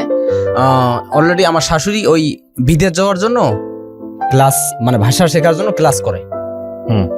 ক্লাস করে এর মধ্যে ডেট হয়ে গেছে যে কি মাসে আমার মনে আসতেছে না, ওই মাসের 14 তারিখ উনি চলে যাবে। এর মধ্যে 6 তারিখ দিবাগত রাত্রি, হ্যাঁ, আমার শ্বশুর একটা ছেলে নিয়ে আসলো আমাদের মানে আমার শাশুড়ির ঘরে নিয়ে আসলো। আইসা ওই মানে ওরা যে আয়োজন করছে এগুলো আমি জানি না কি, আমার শ্বশুরের আমার সাথে একটু মানে মন কষাকষি, ওই যেটা কথা না বললে নয়, আর যেটা বললে মানে প্রয়োজন বেশি ওটা বলাই লাগে, ওই সব কথাবার্তা হয়। তাছাড়া যে আসলো গেল বা অমুক তমুক একটা মানুষের খোলা মনের আবেগ, এই ধরনের ওনার সাথে আমার কোনো কথা হয় না। আর আমার শাশুড়ির সাথে আমি এমন ফ্রি, তার সাথে আমি একসাথে লুডো খেলি রাত জেগে, যেদিন আমার কাজ থাকে না, সকাল মানে কালকে কাজে যাবো না, আজকে সারা রাত দুজনে লুডো খেলি। তো উনি নিয়ে আসে একটা ছেলে, ওই মহল্লারই স্থানীয় বাড়িওয়ালার ছেলে, একতলা বাড়ির মালিক। তো ওই ছেলেটা দেখাইতে নিয়ে আসে আমার শালিকাকে। আমার শালিকাকে দেখানোর পরে ওর পছন্দ হয়। পরের দিন আমি সকালবেলা কাজে চলে আসি। এ কথাটা আমার বলে না যে আমরাও দেখতে যাব বা দেখতে লোক আসবে, তুমি বড় জামাই তুমি ঘরে থাকো, আজকে কাজে যাওয়ার প্রয়োজন নাই, এই ধরনের কোনো কথাবার্তা উনি আমার সাথে শেয়ার করে না। তা আমিও বেশি একটা আর কি, আমার শাশুড়ি কিন্তু আমার সব বলে, আর আমিও তার সাথে ব্যক্তিগতভাবে কোনো শেয়ার করার চেষ্টাও করি না। উনি ওনার মতো চলে, আমি আমার মতো চলি। যে সময় দেখি ঘরে আসে আমি বাইরে যাই, উনি যে সময় ঘরে আসে সারাদিন পরে একবার যখন ঘরে আসে আমি ঘর থেকে বাইরে যাই যদি ঘরে থাকি, আর যদি বাইরে থেকে দেখি তার জুতা আছে আমি ভিতরে প্রবেশ করি না। আচ্ছা, এরকম একটা পরিস্থিতি। তো ওনার সাথে আমার রিলেশন খুব কম। হঠাৎ করে আমি সকালে কাজে যাব, তা আমার শাশুড়ি বলতেছে যে আজকে কাজে যাইও না, আজকে কাজে যাইস না, আমার সাথে তুই করে কথা বলতো, মানে সন্তানের মতো দেখতো আর কি, ভাগ্নের মতো। তো আজকে কাজে যাইস না, আমরা জেসমিনের বর দেখার জন্য যাব। তাই বললাম যে না, আপনারাই যান, খামাখা এত মানুষ যা লাভ নেই। আপনার শালিকা? জি। আমার শ্বশুর তো আমাকে বলেনি, আমার শাশুড়ি আর কি ওই কথাটা দায়িত্বশীল মনে করে আমাকে বলছিল আর কি। তারপরে যেমন করে হোক ওই দিনেই ওরা দেখে আসার পরে বিজানি কাপড় যা আছে সবকিছু নিয়ে আসে। ওই রাতে আমার সন্ধ্যার সময় বলতেছে জেসমিনকে গার্মেন্টস থেকে নিয়ে আসো। আমি কোনো কিছু জিজ্ঞেস না করে গার্মেন্টস থেকে যাও ওই আমার শালিকাকে নিয়ে আসি। নিয়ে আসার পরে গায়ে হলুদ টলুদ দেওয়া হইতেছে। হ্যাঁ, ও তো মানবে না, ও বিয়ে করবে না, ওখান থেকে চলে যাবে। হ্যাঁ, মানে ওই ছেলে ছাড়া অন্য ছেলের সাথে তার বিয়ে, ও সম্পর্ক যে সুজনের সাথে, তার সাথে বিয়ে হচ্ছে, তার সাথে বিয়ে হচ্ছে না। যে ছেলেটা দেখে গেল আমার শ্বশুর নিয়ে আসছে, তার সাথে বিয়ে ঠিক করছে। কিন্তু এটা আমার শালি মানতেছে না। আমার শালি মানে আগে যদি বলতাম সে তো উদাও হয়ে যেত, আগে বলিনি, বাসায় নিয়ে বলছি। আচ্ছা, পরে আমার শালি মানতেছে না, চলে যাবে। আমি এবং আমার মানে শাশুড়ি দুজন মিলে যে অনুরোধ করলাম যে আমার ওয়াইফ এভাবে আমি নিয়ে গেছি, এখনো দেখ তোর বাপ আমার সাথে কথাবার্তা ঠিক মতো বলে না, আর তুইও যদি এরকম করিস সম্পূর্ণ দোষঘাটটা কিন্তু বড়টার কাঁধে চলে আসবে। প্লিজ বোন, তুই বাপের কথা রাজি হয়ে যা। ও মানবে না। যাই হোক, ওরে পাহারা দিয়ে রাখতেছি। আমার শ্বশুরকে এগুলো আমরা বুঝাইতে দিচ্ছি না, উনি বুঝতেছেন না, আমরা এগুলো আড়ালেই এগুলো মানে সারতেছি। বিয়ের অনুষ্ঠান করলাম তৎক্ষণিকের ভিতরে। বিয়ের একটা আয়োজন করার পরে এক মসজিদ, আমরা বাড়ির সাথে মসজিদের বারান্দা, সুন্দর একটা বারান্দা, ওখানে বিয়ে হবে। কাজী গুজি সব বসলো, আমি আসলাম, আমারও ডাক দিল, আইসে বিয়ে শাদী দিয়ে দিলাম বিয়ে। মেয়েও কবুল, জি, মেয়েও কবুল বলে নিল। তো মেয়ের ওই যে ছেলেটার সাথে সম্পর্ক করতো, এই ছেলেটা কিন্তু ঢাকায় উপস্থিত নেই, ওই ছেলেটা দেশের বাড়িতে গেছে। তো ওই ছেলেটার সাথে ও ফোনে কন্ট্যাক্ট করছে। ওই ছেলে বলছে যে আমি আসতে কয়েকদিন দেরি হবে। তো বিয়ে হয়ে যাওয়ার পর যখন আমার শালিকা শ্বশুর বাড়ির দিকে রওনা করছে, হুম। বাড়ি পর্যন্ত মনে পৌঁছায়নি, আচ্ছা যেভাবে হোক ওই ওখান থেকে সরে গেছে। হয়তোবা বাড়িতেও মানে বাড়িতেও যাওয়া যদি পাড়া দিয়ে হাতে সল দিয়ে যাইতে পারে, হুম। মানে বাড়ি পর্যন্ত পৌঁছাইছে কিনা আমার মানে ধারণা নেই আর কি, হুম। কারণ আমি বিয়ের সাথে যাইনি, আমার ধারণাও নেই। আচ্ছা তো হঠাৎ করে ফোন আসলো, জেসমিন নাই। আমার শাশুড়ির কাছে ফোনটা আসলো, হুম। যে জেসমিন নাই, জেসমিন নেই, জেসমিন কোথায়? চারিদিকে খোঁজাখুঁজি, মানিকজতের প্রশ্ন। হুম। সবাই মিলে খুঁজতেছি। জেসমিন ও যে গার্মেন্টস করে, সে গার্মেন্টস এর বান্ধবীর বাসায় যায়, ওর চলে গেছে ওই হলুদ দেওয়া অবস্থায়, মানে শাড়ি শুড়ি পরা অবস্থায় চলে গেছে আচ্ছা, কোথায় গেছে? ওর বান্ধবীর বাসায়। আচ্ছা আচ্ছা, বান্ধবীর বাসায় যখন গেছে, তো আমরা তো আর ওকে খুঁজে পাবো না, কারণ আমরা তো চিনি না। আর আমাদের নেটওয়ার্কের ভিতরে যেগুলো আত্মীয় স্বজন আছে, সবার বাসায় আমরা ফোন করতেছি, নিজে যাচ্ছি, খোঁজ খবর নিচ্ছি, জেসমিন নেই। তুলফার উঠে গেল, নাই। আমার শ্বশুর আমার টার্গেট করে বসলো যে আমি ওকে নিয়ে আলাদা করে ওই ছেলেটার হাতে তুলে দেব। হুম। এটা আমার শ্বশুরের। আল্লাহ এক, আল্লাহ একজন, আমি আল্লাহকে বিশ্বাস করি, আমি একজন মুসলমানের সন্তান। তখনও আমার পরিকল্পনা ছিল আমার শ্বশুর খুশি হোক। হুম। ও ধরনের কোনো মন মানসিকতা ছিল না যে আমার শালিকাকে আমি স্থান দেব ওই ছেলেটার জন্য। পরের দিন আমারে নিয়ে আমি খোঁজাখোঁজের পরের দিন আমি কাজে যাই। হুম। মেয়ে তো নাই, উধাও। আমি কাজে যাই, কাজ শেষ করে বাসায় আসতে থাকি, মানে সন্ধ্যার দিকে। হুম। আমার শ্বশুর আমার রাস্তায় পথে আটকায়, আমার হাতে টিফিন বাড়ি, মোবাইল সব থাবা দিয়ে কাড়িয়ে নেয়, নিয়ে আমার ধাক্কা দিয়ে সিএনজির ভিতরে ঢুকায় দেয়, মানে গাড়ির ভিতর, ওই গ্যারেজের ভিতরে ঢুকায় আমার উপরে একটা মানসিক অত্যাচার শুরু করে দেয় যে বল জেসমিন কোথায়। সে আমাকে গ্যারেজের একটা লাঠি দিয়ে শাসাইতেছে, ওই গ্যারেজের মালিককে দিয়ে প্লাস আনাচ্ছে, আমার পেটের চামড়া টান দিয়ে আমাকে মানে জব্দ করতেছে, হাতে চারি উঠাবে। আমি কি চোর? আমি অবাক, আমার শ্বশুর কি আমার সাথে এরকম ব্যবহার করতেছে? তার মেয়ে এখনো আমার ঘরে এবং আমার দেশের বাড়িতে।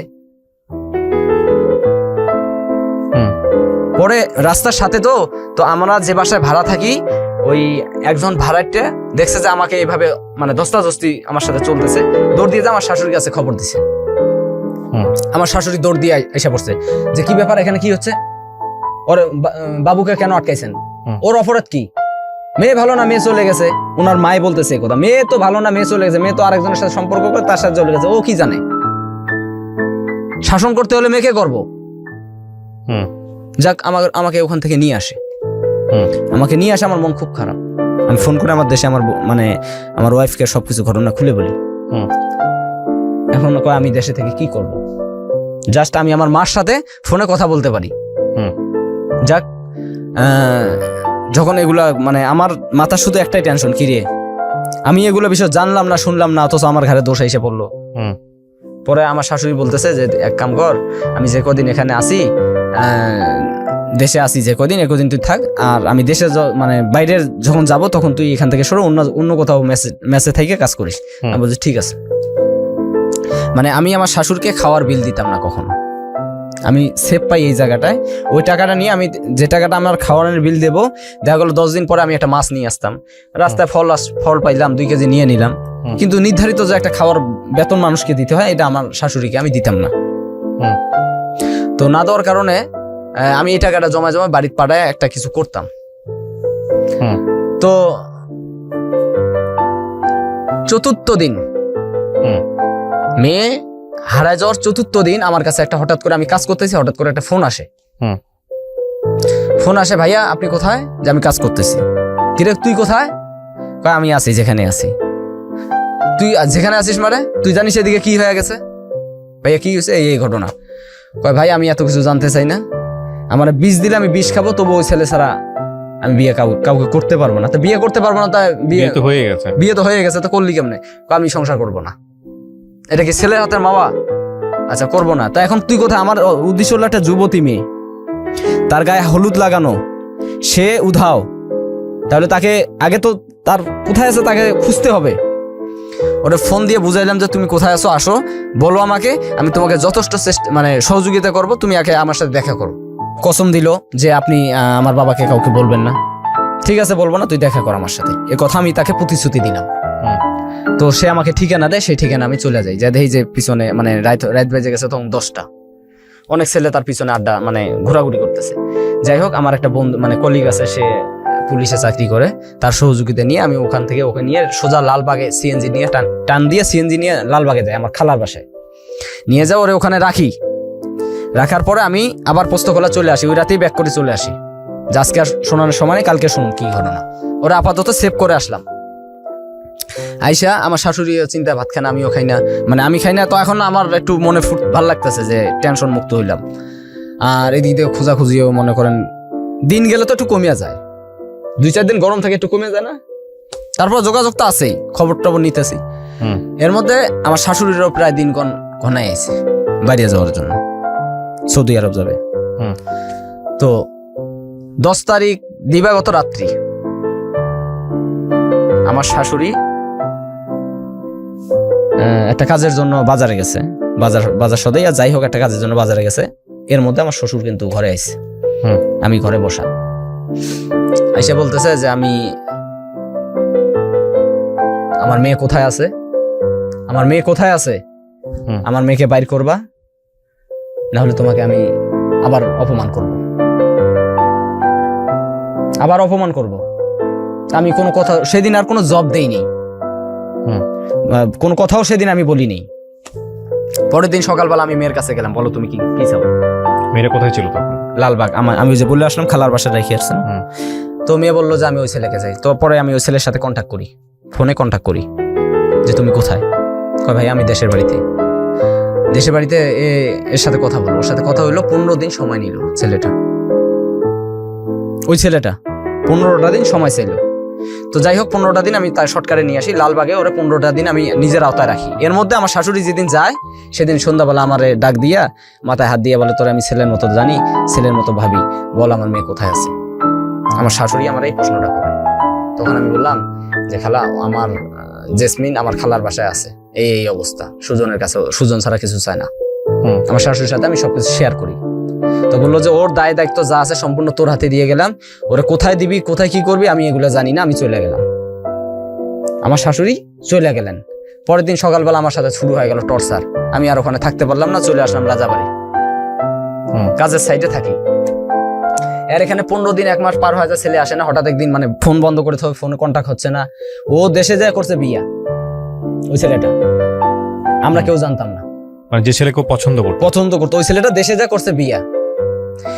1 মাস পরে ফোন দিয়া কয়, ভাই আমি বিয়ে করছি, আমার পক্ষে যাওয়া সম্ভব না। আচ্ছা কি বিয়ে ভাই, স্যার আপনি বলেন। আমি এই 1 মাস পরে, এর মধ্যে একটা কথা ভুলে গেছি, আমার ওয়াইফকেও আমি বলছি যে ও আমার খালার বাসায় আছে। কয় দেখেন যদি আপনি পারেন তো ওর সাথে দিয়ে দেন, কারণ আমাদের আগে থেকে পছন্দ ওই সুজন, সবারই। আমার ওয়াইফেরও পছন্দ ছিল সুজনকে। তো বললে যদি আপনি পারেন দিয়ে দেন। আমার ওয়াইফের সম্মতি এখানে ছিল। তো থাকার পরে ও যখন এই কথা বললো, তখন আমি আবার আমার ওয়াইফের সাথে শেয়ার করলাম বিষয়টা। আচ্ছা স্যার আপনি বলেন, 1 মাস পরে কোনো ওয়াইফকে কি কোনো বর মাইনা নিবে? শ্বশুর বাড়ির লোকজন কি মাইনা নিবে? আমি যদি এখন ওরে নিয়ে ওর শ্বশুর বাড়িতে ফিরাই দেই, মাইনা নিবে? মাইনা নেওয়ার মতো না। আর ওই 1 মাস পরে ওরে কি ওর বাপের কাছে দিলে তো ডাইরেক্ট মানে মেরেই ফেলবে। আর আপন মা নাই যে তার কাছে এনে চাপাই দেবো, একবেলা মারলে আরেকবেলা আদর করবে, এরকমও নাই।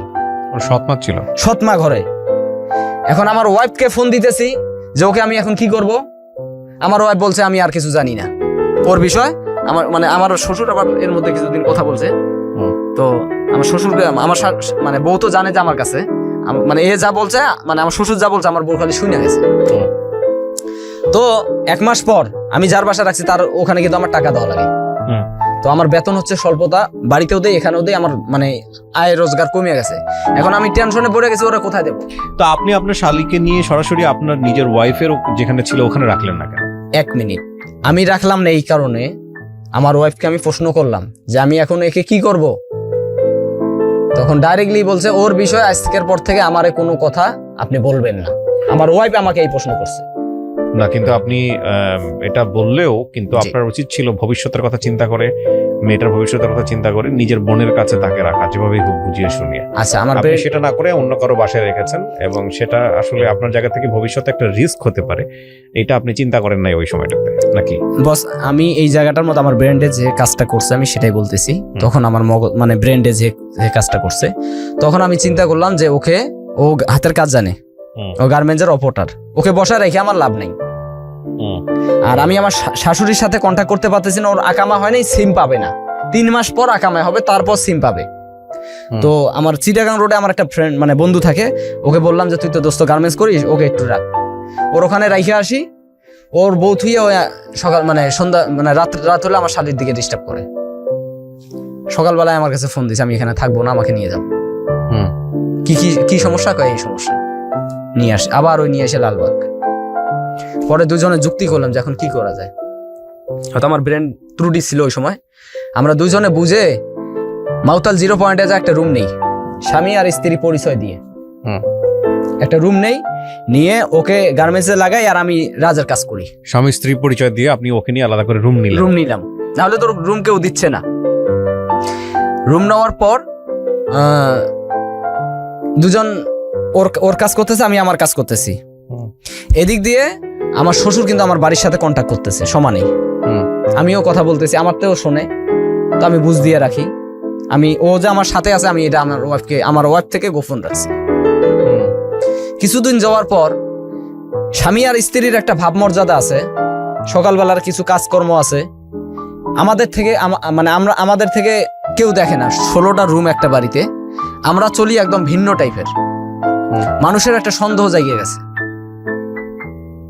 যে ব্যাপারটা কি, এরা স্বামী স্ত্রী সকালবেলা গোসল করে না, স্বামী স্ত্রীর মানে কোনো ভাব ভিতরে দেখি না, একদিন কাইজাও লাগে না, একদিন ঝগড়াও লাগে না, কোনো কথাও বাজে না। একটা সন্দেহমূলক আমার ওয়াইফ কথার সাথে সাথে একটা বাসার এক মহিলার কাছে লিক করে দিছে যে ও আমার দুলা ভাই, আমি ওর বউ না। ওই মহিলা আবার এই কথাটা আস্তে আস্তে শেয়ার করে পুরা বাড়ি মানে অবস্থা খারাপ। ওই অবস্থা সব ফালায় তুই ওখান থেকে মানে সেই দিন ফিটিং হয়ে আসি, চলে আসলাম, সাভারে চলে গেলাম। সাভারে যে আবার ওই একইভাবে রুম নিলাম। এর মধ্যেই আমার ওয়াইফ আমার সাথে ফোনে কিছু কথাবার্তা বলার পর আমি তার সাথে কিছু রাব ব্যবহার করি। এই রাব ব্যবহারগুলো সেও আমার সাথে করছে, প্লাস আমিও তার সাথে করছি। কিন্তু আমারটা হয়তো বেশি হয়েছে, তারটা কম হয়েছে। আমি রাগে কয়েক মাস টাকা দেওয়া বন্ধ করে দিছি বাড়িতে। বন্ধ করে দেওয়ার পর যেমন ও ব্যাক করে চলে আসবে ঢাকায়, ওর বাবা ফোন দিছে যে তোমার ওখানে থাকার দরকার নেই, ও জেসমিনকে বিয়ে করছে, তুমি চলে আসো।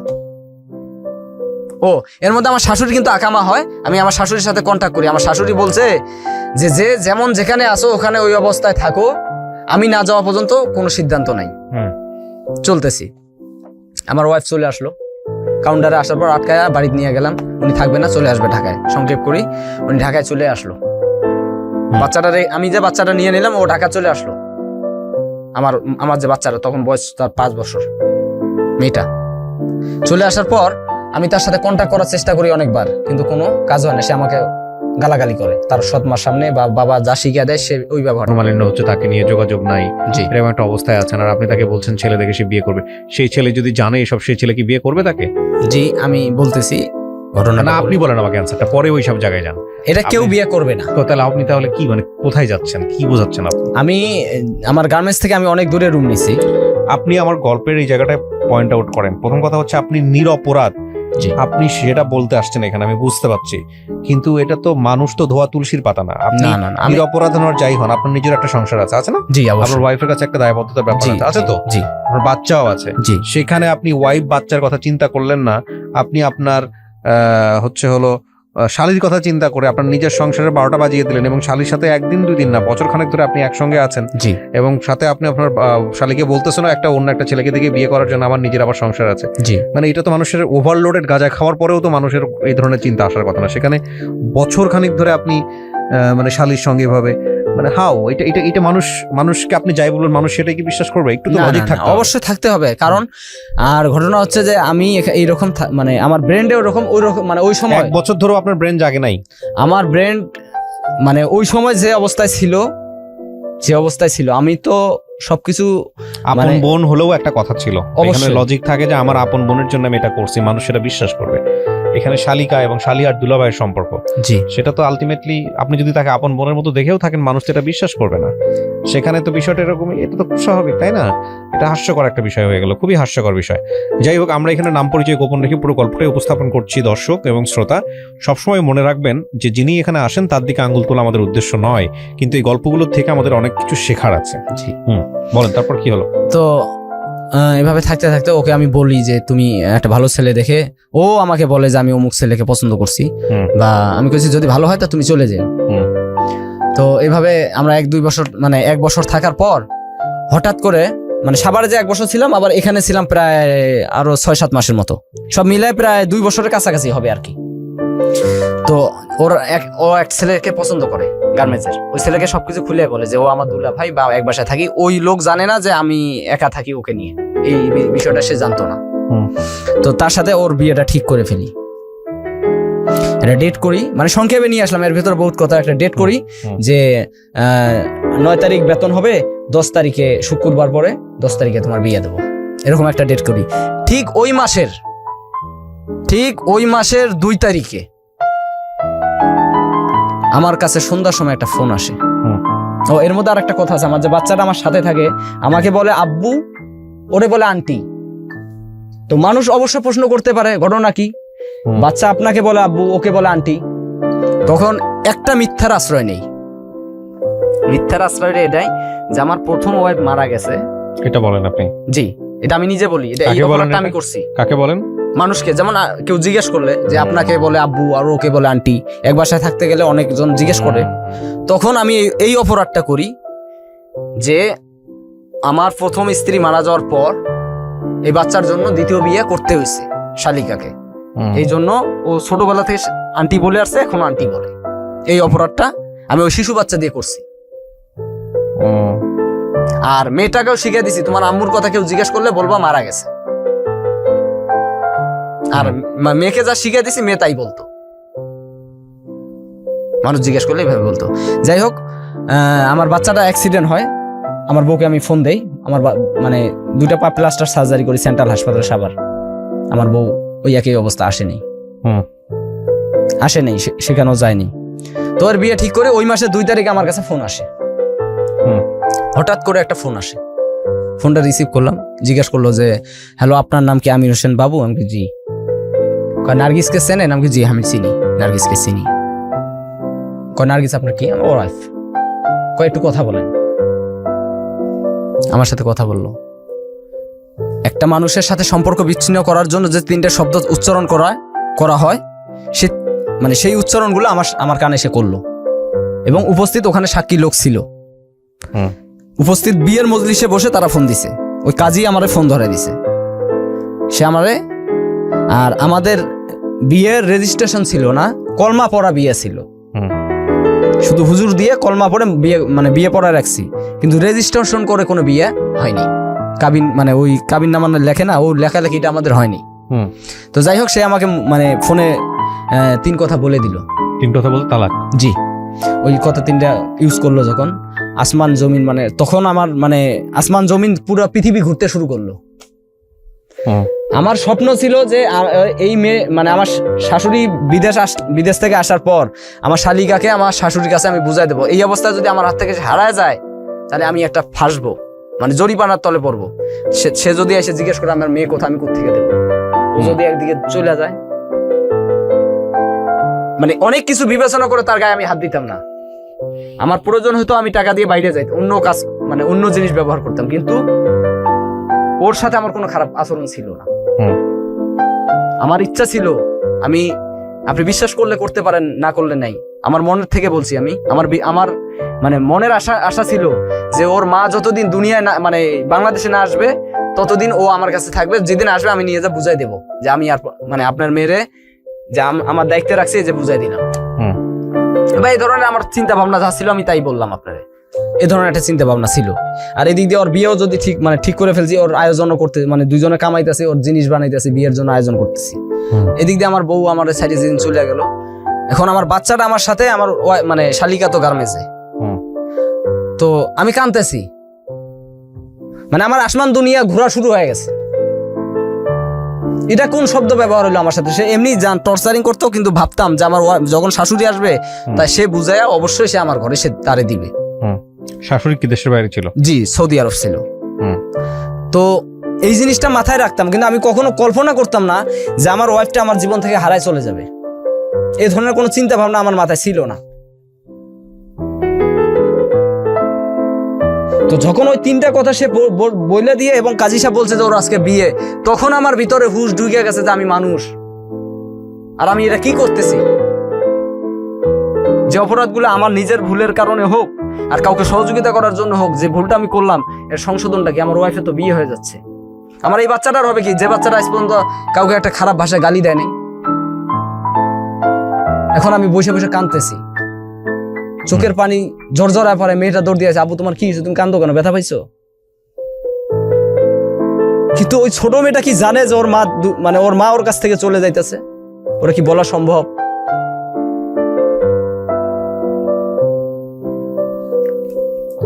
ওরা বলি নাই, না বলে ওর বোন যখন আসলো তখন আমি নিজে শান্ত হয়ে গেলাম। ওর বোন আসলো, ওর বোন আসার পর ওর বোনকে বললাম যে এই ঘটনা। ওর বোনও হাত পা ছেড়ে ভেঙে বসে পড়লো। সেদিন সারা রাত না কিছু খাইলাম না কিছু কোনো, আমি শুধু চিন্তা করছি যে আমার বাচ্চাটার কি হবে, এখন আমার জীবন কোথায় যায় যাক, আমি ছেলে মানুষ, আমার বাচ্চাটার কি হবে। এখন ওর মা যে চলে গেল, এখন ওরে আমি কার কাছে রাখবো? কে ওই মেয়েটার দেখাশোনা করবে? আমি একটা পুরুষ, আমার তো একটা মহিলার প্রয়োজন হবে। আমি যদি বিয়ে করি, ওই সৎ মাটা কি এই বাচ্চাটাকে দেখবে? তখন আমার ভিতরেই মানে আমার পুরো মাথার মগজ মনে ঘুরতেছে, পুরো পৃথিবী আমার কাছে ঘুরতেছে। সারা রাত চিন্তা করতে চলে গেল। সকালবেলা ও কাজে গেল, আমি আর কাজ করি না, চিন্তা করি এখন আমি কি করব।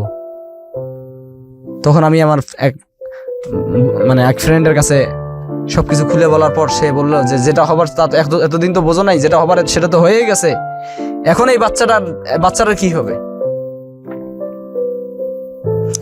এখন মার আদরটা, ও বলতেছে মার আদরটা মাসি দিতে পারে, এটা ওর বক্তব্য যে মার আদরটা মাসি কিন্তু দিতে পারে, অন্য মেয়ে না। তুই যার জন্য এত কিছু করছস, এখন প্রয়োজনে তারে বল যে আমি তোমার জন্য এত কিছু করতে যাই, তোমার বাঁচাইতে যা আমি বিপদে আছি, আমার কি হবে? কিন্তু তারে যখন এই কথা বলতে গেছি, সে আমার ঘর থেকে বাইরে যেতেছে, আপনি আমার দুলাভাই, আপনি তো আমার জামাই না, আপনি আমার সাথে কিসের অধিকার খাটান? আপনি কেন আমাকে ঘরে থাকতে বলবেন? আমি যেদিকে মন চাবে আমি সেদিকে। 2 দিন পরে আপনি তো বিয়ের আয়োজন করছেন। আপনার শালিকা বলতেছে? জি, আপনি তো আমার বিয়ের আয়োজন করছেন, দিন তারিখ সব দাওয়াত মানুষের যা যা দাওয়ার দিয়ে দিছি।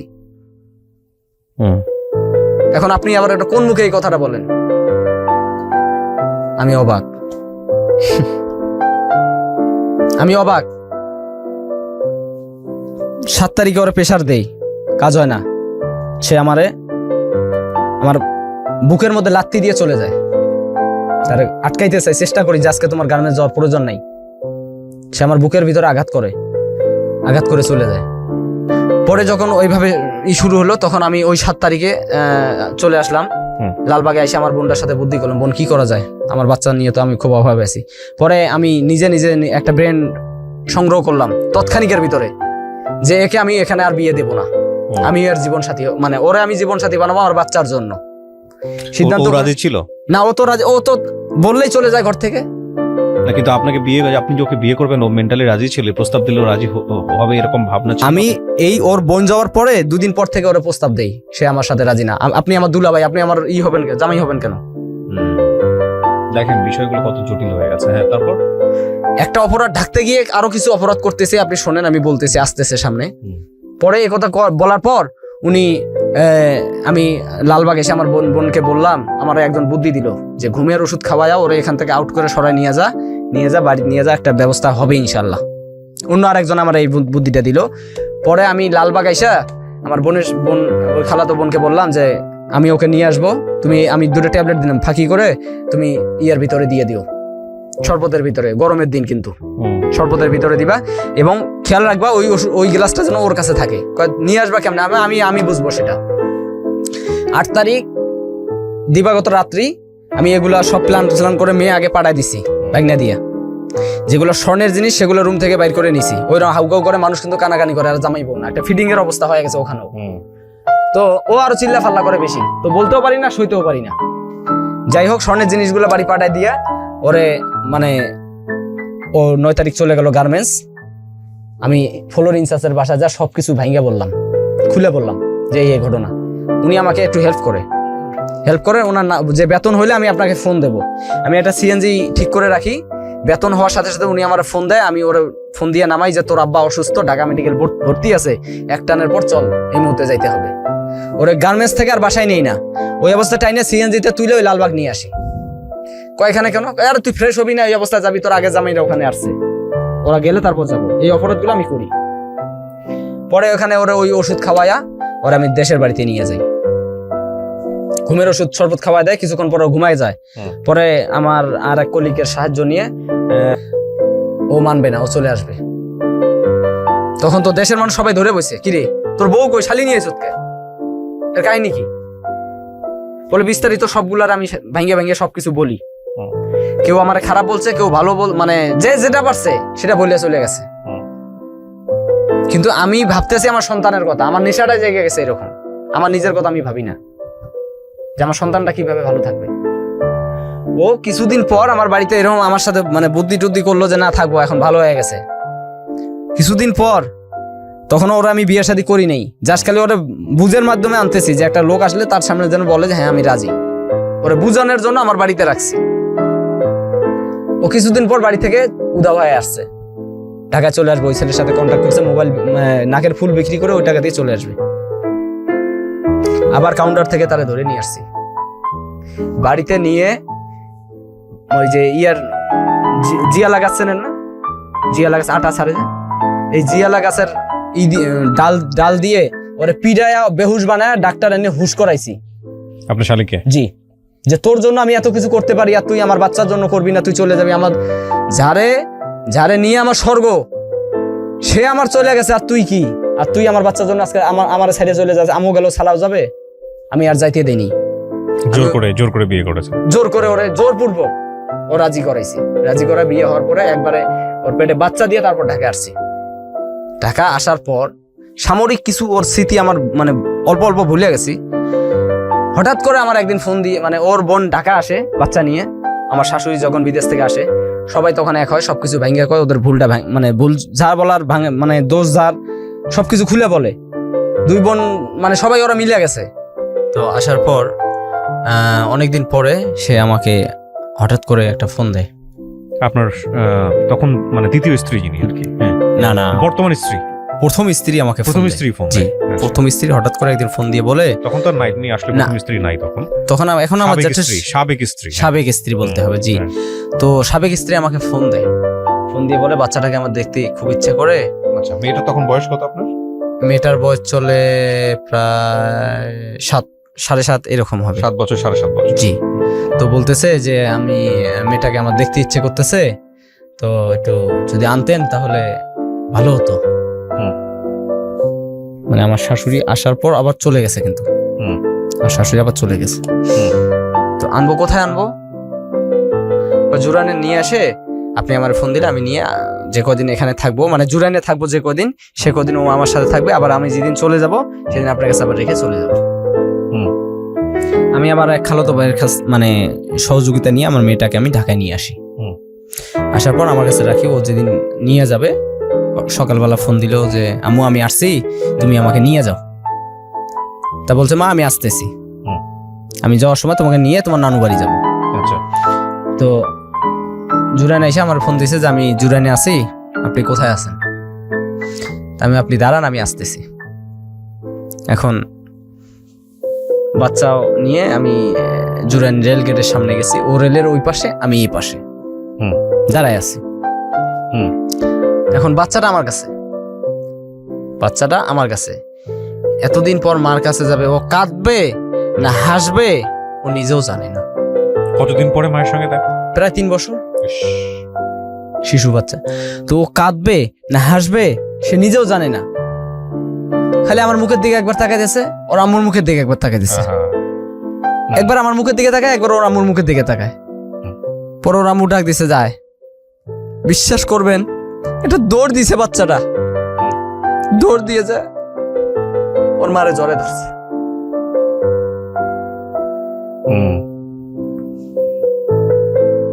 পরে ওর মা বলতেছে যে কোলে নিয়ে বলে আমি তোরা বুড়ে ক আমি তোরে নিয়ে যাই। তো সে আমার দিকে তাকায় রয়েছে, আমি তার দিকে তাকায় রয়েছি, কিন্তু ও যেন ওর চোখের ভাষায় বুঝাইতেছে যে আমি যা করছি, বা আমি এখন বুঝাইতে চাচ্ছি যে আমি যা করছি তোমার কাছে ভুল করছি, মাপ চাই তোমার কাছে, এ ধরনের একটা কিছু। আমি যে আমার ভাষায় বুঝাইতেছি, আমার চোখ দিয়ে মানে পানি ঝরতেছে, ওর চোখ দিয়েও পানি ঝরতেছে। যাকে এত এত ভালোবাসলাম, মসজিদে তাহাজ্জুদে নামাজ পড়ে আল্লাহর কাছে যারে আমি চাইলাম, এই সেই ব্যক্তি আমার সামনে দাঁড়ায় আছে, আর আমি অথচ তার হাতটা পর্যন্ত আমি ধরতে পারতেছি না। দুজনের এই সন্তান আমার আব্বু বলার অধিকার রাখে, তারে কি আম্মু বলতে পারবে না? এখন আপনি বর্তমান জায়গাতে যদি একটু চলে আসছি, সেটা হচ্ছে আপনার বাচ্চার বয়স এখন 9 বছর না? আপনার মেয়ের বয়স? জি। আচ্ছা, 2 বছর আগের গল্প, মানে একদম বর্তমান সময় চলে আসছেন আপনি। আমাকে একটু বলেন, সেটা হলো আপনি তো মূলত উপলব্ধি করেছেন বলেই আজকে রেডিওতে এই গল্পটা বলতে এসেছেন। সুতরাং আপনার জন্য আমার কোনো পরামর্শ নাই, কিন্তু এই গল্পটা আমি পুরোটুকু যখন শুনছিলাম তখন আমার কাছে মনে হচ্ছিল যে তারপরও বলি, নিজের জায়গা থেকে একটা উপলব্ধি, আমার নিজের উপলব্ধিগুলি আমি শেয়ার করবো। যে আপনার যদি কিছু বলার থাকে শেষ করেন না প্লিজ। আমি শেষ করতেছি। তো করোনার সময়, যে ইদানি করোনার সময় মার্চের 24 তারিখ আমি বাড়ি যাই, 26 তারিখ থেকে তো লকডাউন শুরু হয় মনে হয়, সম্ভবত না? তো বাড়িতে গেলে আমার ওয়াইফের কাছে সে ফোন করতো, খবর না, আমার সাবেক স্ত্রী ফোন করতো যে কিভাবে চলতেছো, কি খাচ্ছ, টাকা পয়সা আছে কিনা, বাজারঘাট কিভাবে চলতেছে। কারণ আমার বাড়ির পরিস্থিতি তো ভালো জানে। ওয়াইফেরও তো বিয়ে হয়ে গেছে, মানে সাবেক ওয়াইফেরও তো বিয়ে হয়ে গেছে। জি, আমার ওয়াইফের মানে ওরা 2 বোন কথা বলতো, বাচ্চার কথা বলতো, কিন্তু আমি কথা বলতাম না। প্রয়োজনীয় যদি কোনো কথা হইতো আমি আপনি করে কথা বলি আর কি। আপনি তো এখন আপনার দ্বিতীয় স্ত্রীর সঙ্গে আছেন। জি। মানে সেখানে আপনি সুখী বলতে, যে কোনো মানুষ যদি 100-তে 90% একটা মানুষের যদি দুর্বলতা থাকে, আমার সেই দুর্বলতাটা এখন আছে, আর 10% তারে নিয়ে আমি সুখী। আপনার ওয়াইফ আপনাকে নিয়ে সুখী? বর্তমান ওয়াইফ সে তো বাধ্য হয়ে বিয়ে আমার বিয়ে করছে, সে বাধ্যই। প্রিয় দর্শক এবং শ্রোতা, আমি রেডিওর মাধ্যমে একটা কথা বুঝাইতে চাই কিবিয়া স্যার, আমার ভুলের কারণে, আমার নিজের ভুলের কারণে 4-5টা জীবন যে ক্ষতিগ্রস্ত হইল, আমি মনে করি সম্পূর্ণ ভুল আমার। ডেফিনেটলি সেই জায়গাটায়, ভুলটার জায়গাটাই আমি শুধু বলতে চাই, আপনি ভুল বলেছেন বলে আপনি তো আজকে রেডিওতে এসেছেন। আপনার মাধ্যমে আমার এখানে আসার কিছু উদ্দেশ্য অবশ্যই আছে। আমি আপনার মাধ্যমে বলতে চাই, সারা বাংলাদেশের মানুষকে বলতে চাই, কেউ যদি কখনো নিজের মানে মনের মানুষকে বিয়ে করে থাকেন, তার পরামর্শ প্রয়োজন আছে। আপনার পরামর্শ চলতে গেলে দুজন উভয় যুক্তি এবং বুদ্ধি করে চলতে হবে। নিজের একার বুঝটা যদি বুঝতে যান, আমি আজকে যে জায়গাটায় আছি সেন্সলেস, একটা রাস্তায় যদি আমি চলি, এখন গন্তব্যে আমি যাব একদিকে, কিন্তু যাচ্ছি আর একদিকে, হঠাৎ করে মনে হয় আমি কেন এখানে, আমি তো এই গন্তব্যে আসিনি। রাইট, আপনার এই জায়গাটা থেকে অনেক কিছুই বলার আছে, আমি একটু সংক্ষিপ্ত করে ফেলতে চাই। প্রিয় দর্শক এবং শ্রোতা, ইউটিউবে যারা এই অনুষ্ঠানটা দেখবেন এবং একসাথে যারা রেডিওতে শুনছেন, সবার জন্যই বলছি, সেটা হলো যে ভাই, আমি যে খুব বড় স্কলার বা আমার যে কথাগুলো আসলে শুনতে হবে আপনাকে, বিষয়টা এরকম না। আমার নিজের আত্ম উপলব্ধি বলেই গল্পটা শুনে, সেটা হলো যে কোনো একটা সম্পর্ক, বিশেষ করে সম্পর্কটিকে থাকে বিশ্বাসের উপরে, সম্পর্কটিকে থাকে কমফোর্ট জোনের উপরে। বিশেষ করে হাজব্যান্ড ওয়াইফের রিলেশনশিপ, এবং আপনি যেটা বলেন হাজব্যান্ড ওয়াইফের রিলেশনশিপের বাইরেও যেটা আমাদের সমাজে আছে, যদিও আমরা এটাকে রিলিজিয়াসলি অ্যাকসেপ্ট করি না এবং সামাজিকতার জায়গা থেকেও খুব একটা ভালো চোখে দেখা হয় না, সেটা হলো প্রেম সম্পর্ক, বিয়ের আগে যেটা আমরা বলি। যে কোনো ধরনের সম্পর্কের ক্ষেত্রেই দুটো জিনিস খুব খুব খুব গুরুত্বপূর্ণ। একটা হচ্ছে অপরপক্ষকে বিশ্বাস, এবং আরেকটা হচ্ছে যে কমফোর্ট, আস্থা। বিশ্বাস হলেই এটা মুদ্রার এপিঠ এবং ওপিঠ, আস্থার জায়গাটা অবশ্যই তৈরি হবে। এনাদের মধ্যে প্রচন্ড ভালোবাসা ছিল প্রথম পক্ষের ক্ষেত্রে আমি যদি বলি, কিন্তু বিশ্বাসের অভাব ছিল। এবং আস্থার জায়গাটার অভাব ছিল। আর দ্বিতীয়, বিশেষ করে যে ভদ্রলোক আজকে এখানে এসে তার জীবনের গল্পটা বললেন, তার জায়গা থেকে ভয়াবহতম ভুল ছিল। কমন সেন্স একটা মারাত্মক জিনিস, সেই জায়গাটায় ভয়াবহ রকমের ভুল ছিল। সে তার শালিকাকে সেভ করতে গিয়ে তার ওয়াইফের প্রতি যে অবিচারটা করেছে, এখন আমাদের সমাজের দৃষ্টিকোণ থেকে ধরেন আমরা খারাপ ভাবে যদি বলি এটাকে, সেটা হলো কি একই সঙ্গে ঘরের মধ্যে বসবাস করেছে, অনৈতিকভাবে মেলামেশা করেছে কিনা এই জায়গাটা থেকে। কিন্তু ধরুন অনৈতিকভাবে মেলামেশা তার হয়নি, সে যে কথাগুলো বলেছে সেগুলো সবই সত্য। তারপরেও তার ওয়াইফের জায়গাটা থেকে সেটা যে ভয়ঙ্কর রকম ভাবে অন্যায়, ভয়ঙ্কর রকম ভাবে ভুল, এটার একটা সহজ প্রশ্ন দিয়ে বিষয়টাকে সমাধান করে দেওয়া যায়। ধরেন আপনি যে কাজটা করছেন ভাই, আপনি আজকে গল্পটা বলতে আসছেন, আপনাকে একটা প্রশ্ন করি, আপনার ওয়াইফ যদি সেম কাজটা করতো, আপনার ওয়াইফ যদি আপনার ভাইয়ের ক্ষেত্রে, আপনার ছোট ভাইকে সেভ করতে গিয়ে যদি সেম কাজ করতো, সে একটা বছর যদি সে অন্য কোথাও বাসা ভাড়া নিয়ে থাকতো, আপনি এটা অ্যাকসেপ্ট করতেন? আমি জীবনও করতেন না। তাহলে আপনার ওয়াইফ যে কাজটা করেছে ঠিক সেটাই। এখন সেই জায়গাটা থেকে আমি মনে করি এটা একটা ভয়ঙ্করতম ভুল ছিল। তবে এই ভুলগুলো করার আগে অবশ্যই অবশ্যই অবশ্যই চিন্তা করে নেওয়া উচিত, এবং যেটার পরিণতি কি হতে পারে। সবচেয়ে বড় সাফারার কে বলেন তো? সবচেয়ে বড় সাফারার হচ্ছে ওই যে উনি একটু আগে বলছিল যে আমার 7 বছরের বাচ্চা বা 9 বছরের মেয়েটা। আমাদের যে সামাজিক কাঠামো বা পারিবারিক কাঠামো, আমাদের পরিবারগুলো যেভাবে গঠন হয়েছে সেই আদিম অবস্থা থেকে এখন পর্যন্ত, সেখানে কিছু সামাজিক রীতিনীতি রেওয়াজ আছে, এবং সেই রেওয়াজকে আমরা বছরের পর বছর ধরে বিদ্যা বুদ্ধিতে না আসলেও আমরা কিন্তু প্রজন্ম থেকে প্রজন্মান্তরে আমরা প্র্যাকটিস করে চলি। প্র্যাকটিস করার জায়গাটা এরকম দেখবেন যে আমাদের বিয়ে শাদী হওয়ার জায়গাটায় সময় দেখা যায় যদি বে লাইনে চলে যায়, যেটাকে বলা হয় পারিবারিকভাবে বে লাইন, একটা বিয়ে দিয়ে দাও ভালো থাকবে, আচ্ছা ঠিক আছে বিয়ে দেওয়া হলো, বিয়ে দেওয়ার পরেও লাইনে আসতেছে না, একটা বাচ্চা নিয়ে নাও ভালো থাকবে। এটা মানেই যে আসলে কমফোর্ট জোন, এটা মানেই যে 100% শিওর শটটা কিন্তু না, যে ভালো থাকতে পারে না, অনেক সময় হিতে বিপরীত হয়ে যায়। কিন্তু এটা তো সত্য, যখন একটা বাচ্চা চলে আসে ওই সংসারে, তখন বাবা মায়ের অনেক রিল্যাক্সের জায়গাটা চলে আসে। তখন আর ওই এটা কেন হলো না, এটা কেন হলো না, এটা কেন করলো না, দুপক্ষর যে বিভিন্ন রকমের ইমব্যালেন্সিং ব্যাপারগুলো, সেগুলোর চেয়ে বড় কনসেন্ট্রেশন চলে যায় বাচ্চাটার প্রতি। যদি তারা হিউম্যান বিং হয়ে থাকে, খুব ন্যাচারালি সেটা আসার কথা। বাবা চিন্তা করবে বাচ্চাকে নিয়ে, আমার ছেলেটাকে আমি কিভাবে মানুষ করবো, আমার মেয়েটাকে আমি কিভাবে মানুষ করবো। মায়েরও কনসেন্ট্রেশন অনেকখানি বাচ্চার দিকেই চলে যায়। তো এই জন্য সংসারটা দেখবেন যে টিকে যায়। এবং যখন একটা বাচ্চা সংসারে চলে আসে, তখন আলটিমেটলি আর এই রকম ভুল করার সুযোগ থাকে না। তো এই ভদ্রলোকের ভুলের জায়গাটা অনেক বড়, যে বাচ্চা ছিল, একটা মেয়ে বাচ্চা, এবং নিজের ওয়াইফ তো বিশ্বাস করবে না, সেই জায়গাটা একটা রিস্ক ছিল, তারপরে সেই কাজটা করেছে। এবং করার জায়গাটা থেকে সে না পেরেছে নিজেকে হ্যাপি করতে, না পেরেছে যাকে সে সেভ করার জন্য গেল, তার শ্যালি যে এখন বর্তমান ওয়াইফ, তাকে হ্যাপি করতে। This is a very different story, but অনেক বড় একটা লার্নিং আছে আজকের এই গল্পে। আমি শুধু একটা কথাই বলতে চাই, সেটা হচ্ছে যে সম্পর্কগুলো রক্তের না, যে সম্পর্কগুলো তৈরি হয় বিভিন্ন ঘটনার প্রেক্ষাপটে, সেই সম্পর্কগুলোকে লালন করাটা খুব জরুরি। আমি আপনাকে যে কথাটা এখন বলছি, সেটা যে আমি ব্যক্তিগত মানুষ, আমার যে ভুল হবে না তা কিন্তু না, বাট এগুলো খুব কমন জায়গা। আপনি বললেও আপনি হয়তো এভাবে বলতেন। আমাদের এই বলার জায়গাটা থেকে হয়তো কিছু মানুষ তার ভুল জায়গাটা থেকে নিজেকে সেভ করবে, ইনক্লুডিং মি। হ্যাঁ, তো সেই জায়গাটা থেকে আমি আসলে কাউকেই পরামর্শ দিই না, কাউকেই জ্ঞান দিই না, সেই এখতিয়ার আমি রাখি না, বা সেই যোগ্যতাটুকুও আমার নাই।